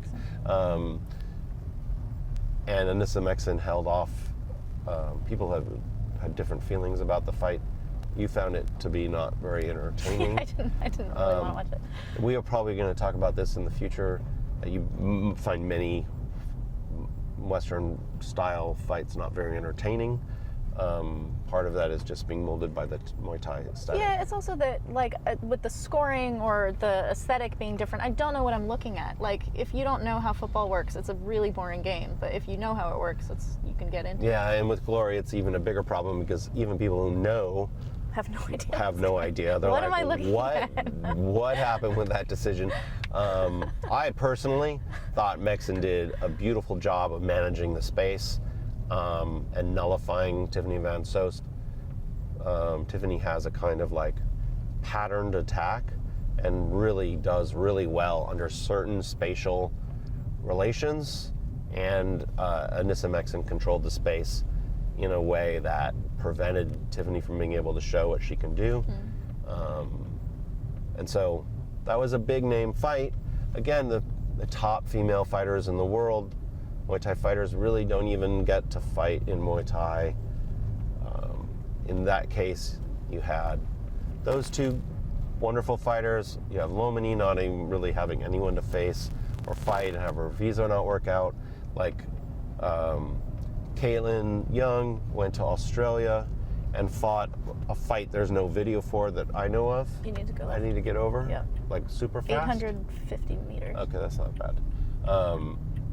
A fight that I haven't seen video of. Caitlin's one of the better female Muay Thai fighters in the world. I think I ranked her in the top 10, pound for pound. She suffered a really serious, orbital or potentially fracture. very serious orbital fracture. But man, that's a fight I want to see. And you can't. Well, maybe I can, but the mechanisms of communication are so clouded that you can't find it. But how can the sport grow when you can't see the sport? Yeah. Like it would be like American football, not televised, not on the radio. Like you cannot see this. You can just hear about it through the grapevine. You can read a post-game write-up. Yeah, I don't know. It kind of drives me crazy. But, you know, some of the things we've talked about among ourselves. Anything else as we're signing off, baby? Anything else interesting we've been thinking about? I'm good. Your answer is silence. My answer is I don't have something that is a short thing to bring up that we've been talking about. When we talk, we generally talk for a very long time about things. That's true. Okay, that's Muay Thai Bones. If you like what we're doing and you want to support it, you can become a patron. Link in the description. You're not only helping Sylvie as a fighter, basically set a world record one day of the most professional fights ever. You guys can suggest topics on my Facebook page if there's something you want to hear us talk about. Am I turning left here, baby? You are turning left here in 230 meters. Not here, okay. A little bit further up. A little bit up. Oh, just to let you guys know, we changed our voice to British, and it's changed everything because she's positive, right? Upbeat, and sounds very precise. We believe her. We believe her when she gives us a direction, and not only shouldn't we turn left, but when we turn left, things are going to be like... Doesn't it sound like an adventure starting? My microphone's out. Gotta go. Okay. Thanks, guys.